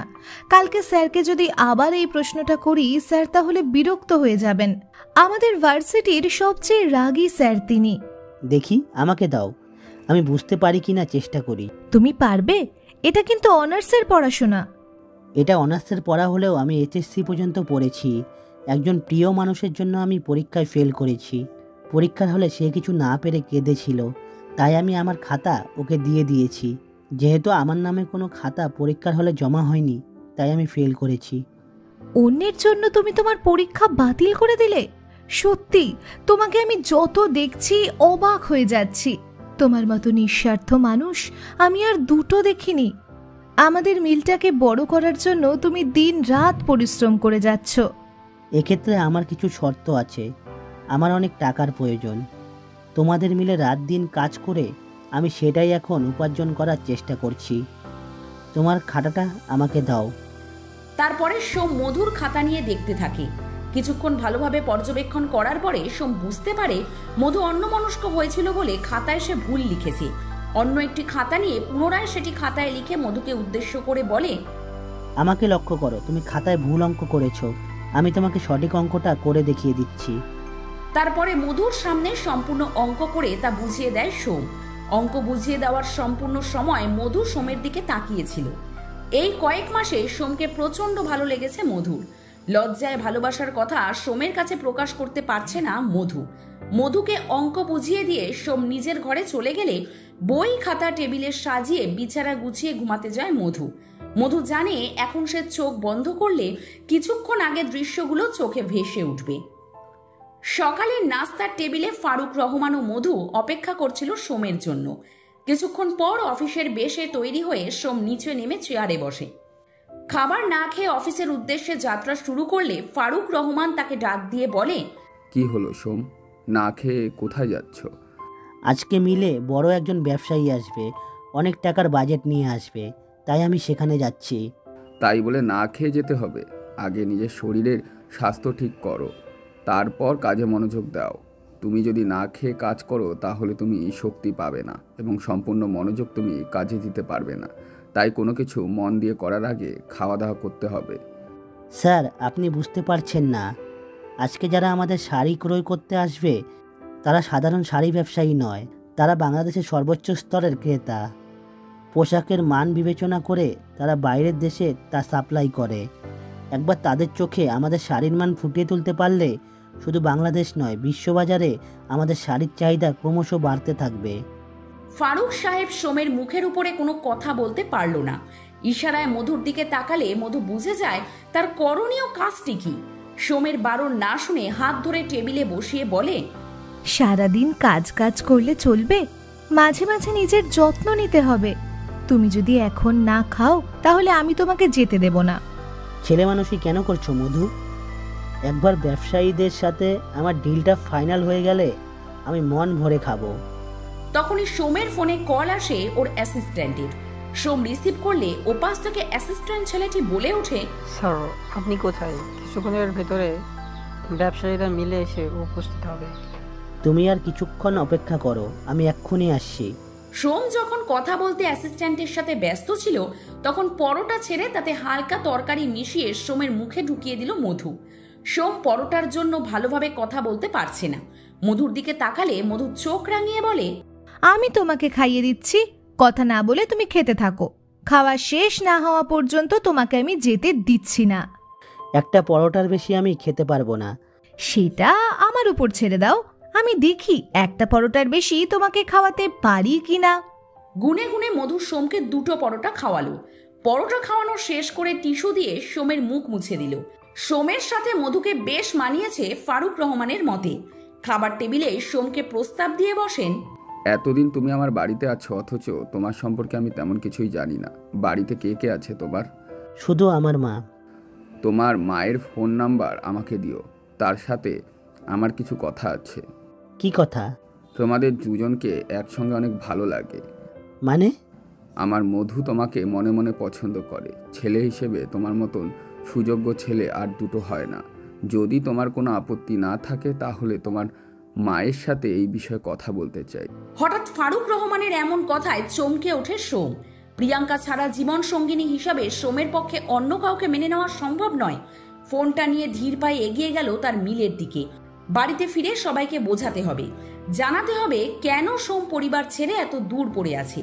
অ্যাসিস্ট্যান্ট ছেলেটি ব্যবসায়ীকে তাঁত মিলের সমস্ত শাড়ি দেখাচ্ছে এবং তার বিভিন্ন গঠন সম্পর্কে বর্ণনা করছেন। এর মধ্যে সেখানে গিয়ে উপস্থিত হয় সোম। ক্রেতা ব্যবসায়ীর দিকে হাত বাড়িয়ে দিয়ে বলে, সরি মিস্টার চৌধুরী, আসলে আমার আসতে একটু দেরি হয়ে গেছে। না অসুবিধা নেই, আপনি বেশি দেরি করেননি। আমি কিছুক্ষণ আগে এখানে এসেছি। আপনার অ্যাসিস্ট্যান্ট আমাকে সম্পূর্ণ মিল ঘুরিয়ে শাড়ি দেখাচ্ছে। তাহলে তো আমার কাজটা ও করেই দিল।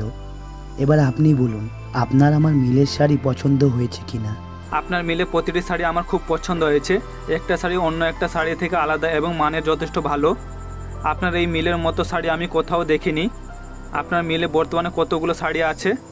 বর্তমানে আমাদের দেশে শাড়ির চাহিদা বাড়ার কারণে আমরা শ্রমিকদের দিয়ে প্রতিদিন 5 শতাধিক শাড়ি তৈরি করি। আপনি শাড়ি কিনতে আসবেন বলে সপ্তাহখানেক ধরে আমরা বাইরে কোনো শাড়ি ডেলিভারি দিচ্ছি না। এখন অনেকগুলো শাড়ি আছে। কোটি টাকার শাড়ি আছে? হ্যাঁ, কোটি টাকার বেশি শাড়ি আছে এখানে। আপনাদের শাড়ির মান যথেষ্ট ভালো। এই শাড়ির প্রাইস কেমন? এই শাড়ি থেকে আমরা খুব কম পরিমাণে মুনাফা নিই। এই যে শাড়িটা দেখতে পাচ্ছেন, এই শাড়িটার মূল্য 2000 টাকা। এটা তো বিয়ের বেনারসি মনে হচ্ছে। মাত্র 2000 টাকা এত সুন্দর বেনারসি? আমি আপনার তাঁত মিল থেকে 2 কোটি টাকা শাড়ি কিনতে চাই। আপনার মিলে যদি আরও শাড়ি থাকে তবে সবগুলো আমাকে দিয়ে দিতে পারেন। প্রয়োজনে আমি আরও বেশি দাম দিয়ে শাড়ি কিনবো, তবে আপাতত 2 কোটি টাকা রাখুন। ধন্যবাদ। ব্যবসায়ীরা 2 কোটি টাকার একটা চেক সোমকে দিয়ে তাঁত মিল থেকে চলে গেল। 2 কোটি টাকার চেকটা সোম ভালোভাবে দেখে অ্যাসিস্ট্যান্টকে উদ্দেশ্য করে বলে, আমাদের মিলে সমস্ত শাড়ির মান ভালো। এক্সপোর্ট করার সময় যাতে শাড়িতে কোনো রকমের স্পট না পড়ে সেই দিকে খেয়াল রাখবেন। যত তাড়াতাড়ি সম্ভব ডেলিভারি করে দেবেন। সোম কোটি টাকার চেক নিয়ে বাড়িতে চলে গেল। ফারুক রহমান তখন বাড়িতে বসে টিভি দেখছিলেন। তিনি সোমকে আসতে দেখে উৎফুল্ল মনে জিজ্ঞেস করেন, কি খবর? আজকের ডিলটা ফাইনাল করতে পেরেছো? ব্যবসায়ী আমাদের মিলে যত শাড়ি আছে সেই সব শাড়িগুলো তিনি কিনে নিয়েছেন। বর্তমানে তিনি 2 কোটি টাকার একটা চেক দিয়েছেন। এই হচ্ছে 2 কোটি টাকার চেক। আমার মিলকে দাঁড় করাতে তুমি অক্লান্ত পরিশ্রম করেছো, তাই এখান থেকে 1 কোটি টাকা তোমার। তখন সেখানে উপস্থিত হয় মধু। সোমের সফলতার কথা শুনে সোমকে অভিনন্দন জানায়। অনেক অভিনন্দন তোমাকে। তোমার জন্য আমার বাবার বন্ধ হয়ে যাওয়া তাঁত মিল এখন দেশের টপে অবস্থান করছে। ধন্যবাদ মধু। আপনাদেরকে আমার একটা কথা বলার আছে। আমি ছোটবেলা থেকে একটা মেয়েকে ভালোবাসি। ওর বাবা গ্রামের সবচেয়ে ধনী ব্যক্তি। আমার ভালোবাসাকে তার বাবা 1 কোটি টাকার বিনিময়ে বেঁধে দিয়েছে। যদি আমি 1 কোটি টাকা জোগাড় করে তার হাতে তুলে দিতে পারি, তবে তিনি আমার হাতে প্রিয়াঙ্কাকে তুলে দেবেন। সোমের মুখে তার ভালোবাসার কথা শুনে মধুর মন ভার হয়ে যায়। অতঃপর শেষের কথাটা অর্থাৎ প্রিয়াঙ্কা নামটা শুনে মধুর মনে পড়ে যায় তার ক্লাসমেট প্রিয়াঙ্কার কথা। প্রিয়াঙ্কাকে সেদিন অপমান করার পর আর কখনো ক্লাসে দেখতে পায়নি মধু। অপমান করার পর ক্ষমা চাওয়ার জন্য প্রিয়াঙ্কার খোঁজ করেছিল, কিন্তু প্রিয়াঙ্কার দেখা সে পায়নি। প্রিয়াঙ্কা? হ্যাঁ, ওর নাম প্রিয়াঙ্কা। এই টাকাটা যেহেতু স্যার আমাকে দিয়ে দিয়েছেন, তাই এই টাকাটা নিয়ে আমি গ্রামে ফিরে যেতে চাই। প্রিয়াঙ্কার বাবা জোর করে ওর বিয়ে ঠিক করেছে। যেভাবেই হোক এই টাকা দিয়ে প্রিয়াঙ্কাকে আমার করে নিতে হবে। তাহলে তুমি আর দেরি করো না সোম, টাকাটা ব্যাংক থেকে তুলে এখনই গ্রামের উদ্দেশ্যে রওনা দাও। আসি। এই লুঙ্গি পরে এতগুলো টাকা নিয়ে যাবে তুমি? 1 কোটি টাকা তোমার কাছে আছে, এবার একটু স্যুট পরে যাও। লুঙ্গি পরে গেলে গুন্ডারা মনে করবে আমি গরিব। ওরা ভাবতেই পারবে না যে আমার কাছে 1 কোটি টাকা আছে, তাই গুন্ডারা আমার পথে বাধা হয়ে দাঁড়াবে না। তারপরে সোম ব্যাগপত্র গুছিয়ে ব্যাংকের উদ্দেশ্যে রওনা হলো। ব্যাংক থেকে 2 কোটি টাকা তুলে 1 কোটি টাকা রহমান মিলসের অ্যাকাউন্টে জমা করে আর 1 কোটি টাকা নিয়ে যাত্রা শুরু করলো গ্রামের উদ্দেশ্যে। সোমের এই সময়টাকে পৃথিবীর দীর্ঘতম সময় বলে মনে হতে লাগলো।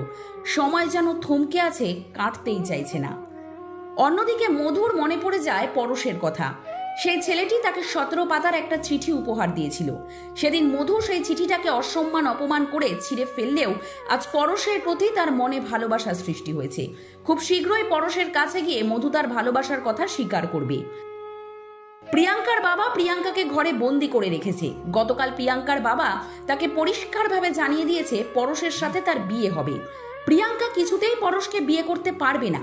যন্ত্রপাতি দিয়ে অনেক প্রচেষ্টার পরে প্রিয়াঙ্কা জানলার গ্রিল খুলে ফেলল। প্রিয়াঙ্কার জানলা ঘেঁষেছিল একটা সুপারি গাছ। প্রিয়াঙ্কা সুপারি গাছটাকে ধরে ধীরে ধীরে নিচে নামার চেষ্টা করে। সুপারি গাছ সবসময় পিচ্ছিল থাকে। অন্য গাছে যেভাবে ওঠানামা যায়, সুপারি গাছের ক্ষেত্রে তা ব্যতিক্রম। পিচ্ছিল থাকার কারণে ধপাস করে প্রিয়াঙ্কা গাছ থেকে পড়ে গেল। খানিকটা পা পিছলে গেল। ওপর থেকে কিছু পড়ার শব্দ শুনে শাহিনুজ্জামান এগিয়ে আসছে প্রিয়াঙ্কার ঘরের দিকে। প্রিয়াঙ্কা পায়ের ব্যথাকে তোয়াক্কা না করে দৌড়ে পেছনের গেট দিয়ে বেরিয়ে যায়। শেফালির কাছ থেকে সোমের ঠিকানা নিয়ে বাসে করে ঢাকাতে পৌঁছে গেল প্রিয়াঙ্কা। চারপাশটা প্রিয়াঙ্কার কাছে অপরিচিত, খানিকটা ভয় করছে। অবশেষে শেফালির দেওয়া ঠিকানায় এসে পৌঁছায় প্রিয়াঙ্কা। বড় বাড়ি দেখে খানিক চমকে যায় প্রিয়াঙ্কা। দরজায় নক করলে ভেতর থেকে দারোয়ান এগিয়ে এসে প্রিয়াঙ্কাকে জিজ্ঞেস করে, কে আপনি? এখানে কাকে খুঁজছেন? আমি প্রিয়াঙ্কা। এখানে সোম নামের কেউ থাকে? আমি সোমের গ্রাম থেকে এসেছি। সোম স্যার? হ্যাঁ, এখানে সোম স্যার থাকে তো। আপনি 1 মিনিট দাঁড়ান, আমি ভেতর থেকে আপনার প্রবেশের অনুমতি নিয়ে আসছি। কথাটা বলে দারোয়ান দরজাটা বন্ধ করে দিয়ে ছুটে গেল বাড়ির ভেতরে। সোম গ্রামে চলে যাওয়ার কারণে মধুর বাবা ফারুক রহমান মিলসে গেছে। বাড়িতে মধু একা থাকার কারণে দারোয়ান তাকে এসে বলে, ম্যাডাম, সোম স্যারের গ্রাম থেকে একটি মেয়ে এসেছে, তার সাথে দেখা করতে। তিনি বাইরে অপেক্ষা করছেন। কিন্তু সোম তো গ্রামে ফিরে গেছে। তাহলে কি আমি তাকে গ্রামে ফিরে যেতে বলবো? উনি বোধহয় সোমের সেই ভালোবাসার মানুষ প্রিয়াঙ্কা। তুমি তাকে ভিতরে আসতে বলো। দারোয়ান আচ্ছা বলে বাইরে চলে আসে। প্রিয়াঙ্কাকে ভেতরে যাওয়ার অনুমতি দিলে বাড়ির ভিতরে প্রিয়াঙ্কা ছুটে চলে যায়। উত্তেজিত হয়ে বাড়ির ভিতরে প্রবেশ করে সোমের নাম বলে চিৎকার করে ওঠে, সোম, সোম, কোথায় তুমি? দেখো তোমার প্রিয়াঙ্কা এসেছে। সোম, সোম।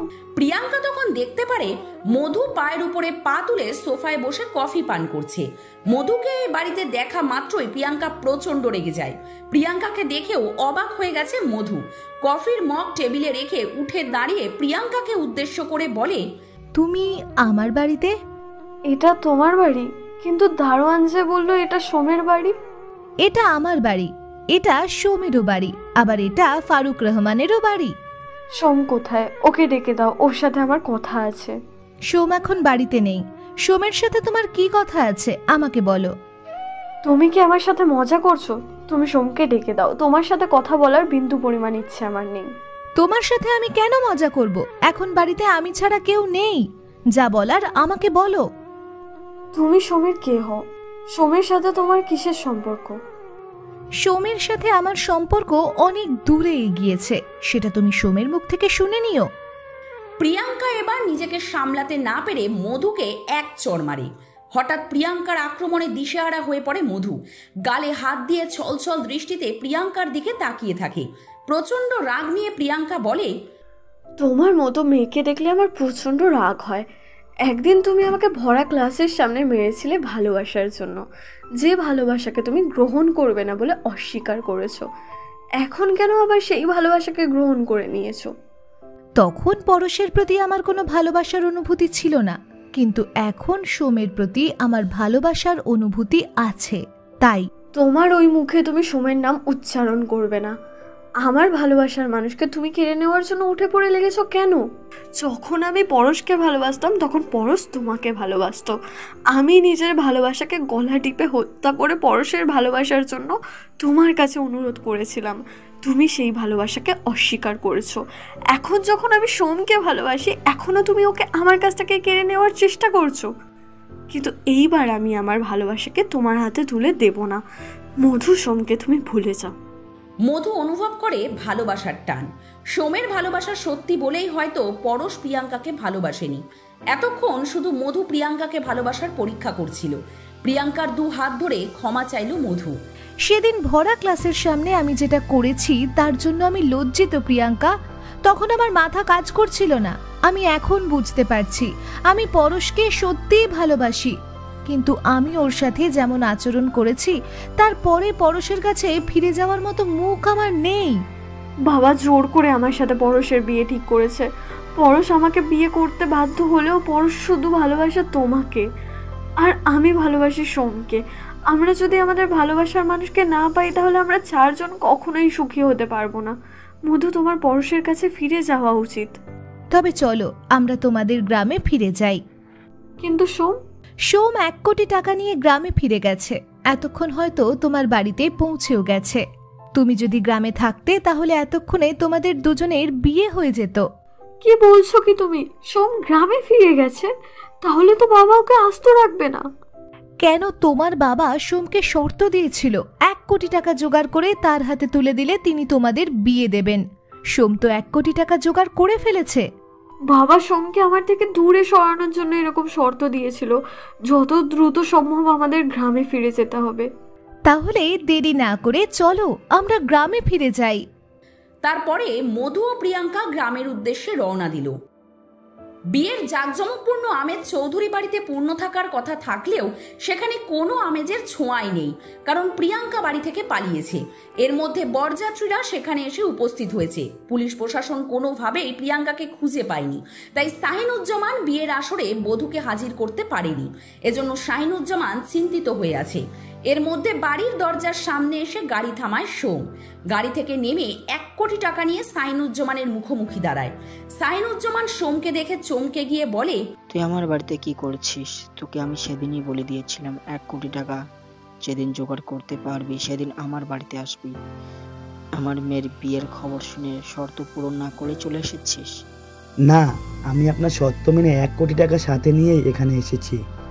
এই হচ্ছে আপনার টাকা, এবার আপনি প্রিয়াঙ্কাকে আমার হাতে তুলে দিন। কথাটা বলে সোম 1 কোটি টাকার ব্যাগটা এগিয়ে দিল শাহিনুজ্জামানের দিকে।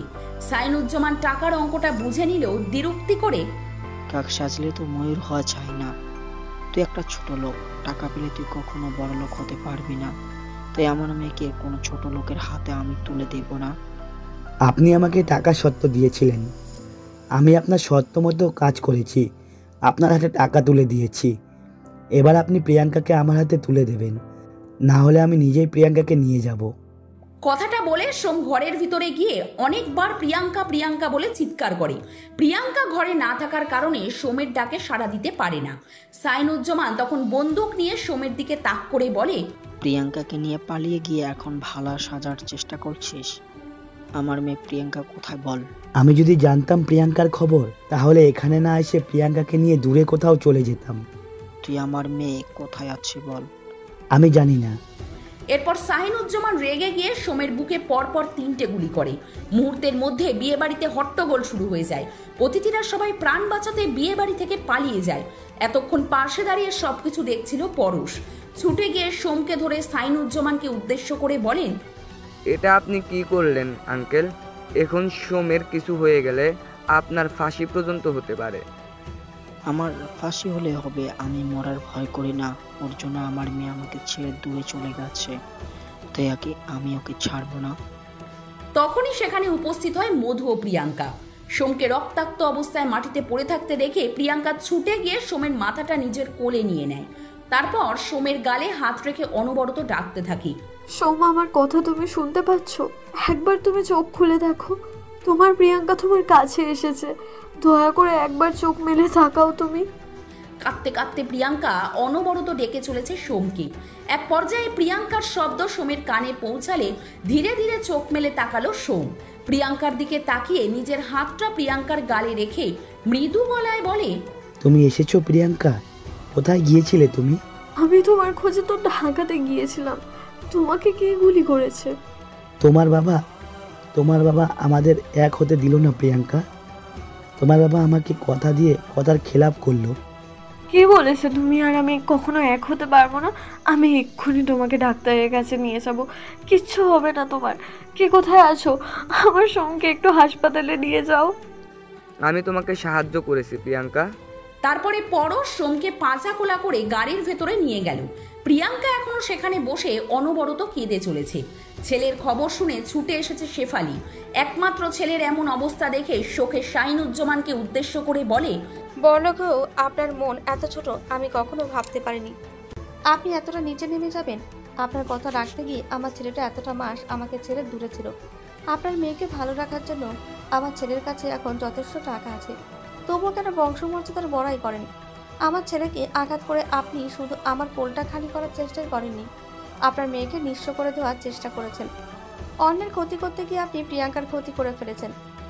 আমার ছেলের যদি আজকে কিছু হয় তাহলে এই বাড়িতে রক্ত গঙ্গা ভাসিয়ে দেবো আমি। তুমি আমার বাবা? আমার ভাবতেও খারাপ লাগে।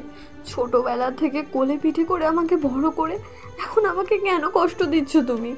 যখন তুমি আমাকে সোমের হাতে তুলে দেবেই না, তাহলে কেন সেদিন সোমের কাছে কথা দিয়েছিলে? সোম যদি না ফেরে তাহলে আমিও আর এই বাড়িতে ফিরবো না। তুমি কখনো আর তোমার মেয়েকে দেখতে পাবে না। পরশ সোমকে গাড়িতে তোলার পর প্রিয়াঙ্কা হন্তদন্ত হয়ে গাড়ির ভিতরে গিয়ে বসে। শেফালি ও মধু গাড়িতে উঠে বসতেই গাড়ি চলতে শুরু করলো। শাহিনুজ্জামান নিজের কৃতকর্মের জন্য অনুতাপ প্রকাশ করে কেঁদে ওঠে। তার একমাত্র বাল্যবন্ধু সমরেশ বসু শাহিনুজ্জামানের কাঁধে হাত রেখে বলে, তোর কাছ থেকে আমি এরকম কিছু আশা করিনি বন্ধু। তুই আমার বন্ধু হয়ে কিভাবে পারলি ছেলের বয়সে একজনকে মিথ্যা আশ্বাস দিতে? তোর একটা সিদ্ধান্তের জন্য আজ তিনটা ছেলের মেয়ের জীবন নষ্ট হয়ে যাচ্ছিল। কয়েক বছর পর তুই যখন দেখতে পারতিস তোর মেয়ে আমার ছেলের সাথে সুখে নেই, পিতা হিসেবে তুই তখন প্রিয়াঙ্কার কষ্টটা সহ্য করতে পারতিস। বন্ধু, এখন তুই আমাকে ভুল বুঝলি। শুনতে খারাপ লাগলেও এটাই সত্যি। তুই যা করেছিস তারপর তোকে তো শুনতেই হবে। তোর জন্য যদি আমার ছেলের জীবনটা নষ্ট হয়ে যেত আমি কখনোই তোকে ক্ষমা করতে পারতাম না। ছেলে মেয়েদের বিয়ে দিয়ে তুই আমাদের বন্ধুত্ব মজবুত করার যে পন্থা ব্যবহার করেছিস তা না হয়ে আমাদের সম্পর্কটা চিরকালের জন্য শেষ হয়ে যেত। আমাকে ক্ষমা করে দে বন্ধু, আমি অনেক বড় ভুল করে ফেলেছি। তুই আমার কাছে কেন ক্ষমা চাইছিস? ক্ষমা যদি চাইতেই হয় তাহলে সোমের কাছে ক্ষমা চা। সোম সুস্থ হলে প্রিয়াঙ্কাকে সোমের হাতে তুলে দিয়ে নিজের পাপের প্রায়শ্চিত্ত কর। এখন আমি কি করব? সোম যদি বেঁচে না থাকে তাহলে আমার মেয়ে নিজের জীবনটা শেষ করে দিবে। কিভাবে আমি এখন প্রিয়াঙ্কাকে বাঁচাবো? এখন তুই বুঝতে পারলি ছেলে হারানো মায়ের কষ্টটা কেমন ছিল? চল আমরা হাসপাতালে গিয়ে সোমের অবস্থা দেখে আসি। এখন আমাদের ছেলে মেয়েগুলোর পাশে দাঁড়াতে হবে। তারপর সমরেশ বসু শাহিনুজ্জামানকে ধরে রওনা হলো হাসপাতালের দিকে।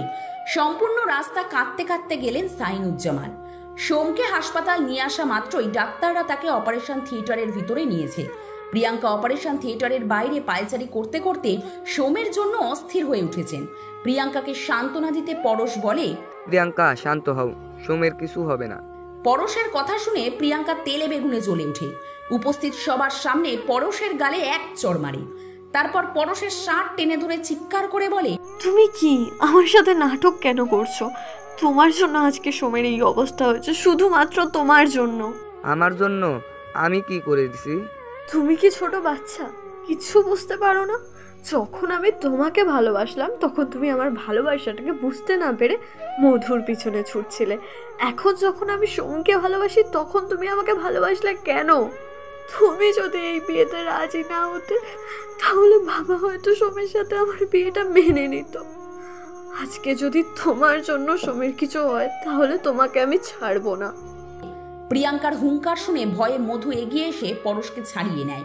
নতজানু হয়ে 2 হাত জোর করে বলে, এখানে পরশের কোনো দোষ নেই প্রিয়াঙ্কা, এখানে সব দোষ আমার। আমি যদি সেদিন পরশকে ফিরিয়ে না দিতাম তাহলে এরকম কিছু হতো না। তোমার যা শাস্তি দেবার তুমি আমাকে দাও, প্লিজ পরশকে তুমি কিছু করো না। তোমার মতো আমিও পরশকে অনেক ভালোবাসি। মধুর কথা শুনে পরশ অবাক হয়ে যায়। এর মধ্যেই ডাক্তার অপারেশন থিয়েটার থেকে বের হয়ে তুমুল ঝগড়া শুনে একটু রাগান্বিত হয়ে বলেন, এখানে এসব কি হচ্ছে? আপনাদের যদি ঝগড়া করতে হয় তাহলে বাড়িতে গিয়ে করুন, এটা হাসপাতাল, আপনাদের ঝগড়া করার জায়গা নয়। সরি, সোম এখন কেমন আছে ডাক্তার? পেশেন্টের অবস্থা এখন ভালো না। আমরা যথাসাধ্য চেষ্টা করে তার শরীর থেকে 3টে গুলি বার করে এনেছি। গুলি লাগার জন্য শরীর থেকে অনেক রক্তক্ষরণ ঘটেছে। ইমিডিয়েটলি তাকে রক্ত দেওয়ার ব্যবস্থা হবে। তার রক্তের গ্রুপ এবি পজিটিভ। আমাদের ব্লাড ব্যাংকে এবি পজিটিভ রক্ত নেই। যত দ্রুত সম্ভব রক্তের ব্যবস্থা করুন। অপারেশনের টাকাটাও জমা করে দিন। এবি পজিটিভ রক্ত? আমার চেনা কারোর এবি পজিটিভ রক্ত নেই। কিভাবে এখন আমি রক্তের ব্যবস্থা করব? আমার কাছে তো এখন 1 টাকাও নেই। কিভাবে আমি টাকা জমা করব? রক্তের ব্যবস্থা না হলে আমাদের পক্ষে রোগীকে বাঁচানো সম্ভব না। ডাক্তারের কথা শুনে উপস্থিত সবাই চিন্তিত হয়ে পড়ে। তখন সেখানে সমরেশ বসু ও সাইনুজ্জামান উপস্থিত হয়। ডাক্তারকে উদ্দেশ্য করে সাইনুজ্জামান বলে, টাকার চিন্তা আপনি করবেন না, সোমের চিকিৎসা করাতে যত টাকা লাগে আমি দেব। এবি পজিটিভ রক্তের গ্রুপ আমাদের কারো নেই, যত টাকা লাগে আমি দেব। আপনি দয়া করে রক্তের ব্যবস্থা করে দিন। ব্লাড ব্যাংকে রক্ত নেই, আমি কিভাবে রক্তের ব্যবস্থা করব? সোমকে রক্ত আমি দেব। আমার রক্তের গ্রুপ এবি পজিটিভ। যত দ্রুত সম্ভব আপনি আমার থেকে রক্ত নেওয়ার ব্যবস্থা করুন। নার্স, ওনার শরীর থেকে রক্ত নাও। অপারেশন শেষ হলে রোগীর শরীরের রক্ত দিতে হবে। কথাটা বলেই ডাক্তার আবার অপারেশন থিয়েটারের ভিতরে চলে গেল। নার্স পরশকে নিয়ে চলে গেল অন্য কেবিনে। পরশের থেকে রক্ত নেওয়ার পরে সোমের শরীরে রক্ত দেওয়ার ব্যবস্থা করা হলো। কেবিনে শিফট করার 1.5 ঘন্টা পর সোমের জ্ঞান ফিরে এলো। নার্স এসে সোমের জ্ঞান ফেরার খবর পরিবারের লোকেদের জানায়। খবর শুনেই প্রিয়াঙ্কা ছুটে যায় সোমের কেবিনের দিকে। 2টি মানুষের চোখাচোখি হলে প্রিয়াঙ্কা ছুটে সোমকে জড়িয়ে ধরে কাঁদতে কাঁদতে বলে, তুমি ঠিক আছো সোম? তুমি আমাকে অনেক ভয় পাইয়ে দিয়েছিলে। আমি ঠিক আছি প্রিয়াঙ্কা, তুমি অনেক কেঁদেছো, এখন আর কেঁদো না। তখনই দরজা খুলে কেবিনের ভিতর উপস্থিত হয় সকলেই। সোম সাইনুজ্জামানকে দেখে মুখ ফিরিয়ে নেয়। নিজের ভালোবাসাকে আড়াল করে বলে, প্রিয়াঙ্কাকে আমি আপনার কাছে ফিরিয়ে দিলাম। বাবার মনে কষ্ট দিয়ে তার মেয়েকে নিয়ে আমি কখনোই সুখে থাকতে পারবো না। তোমাদের ভালোবাসার টান আমার অহংকার অভিজাত্যকে মাটির সাথে মিশিয়ে দিয়েছে। সোম, প্রিয়াঙ্কাকে আমি তোমার হাতে তুলে দিচ্ছি। বাবা, আমি শুধু মধুকে ভালোবাসি। তাহলে তো হয়েই গেল, একদিনে আমরা 2টো বিয়ের কাজ সেরে ফেলবো। কি বলিস বন্ধু? অবশ্যই বন্ধু।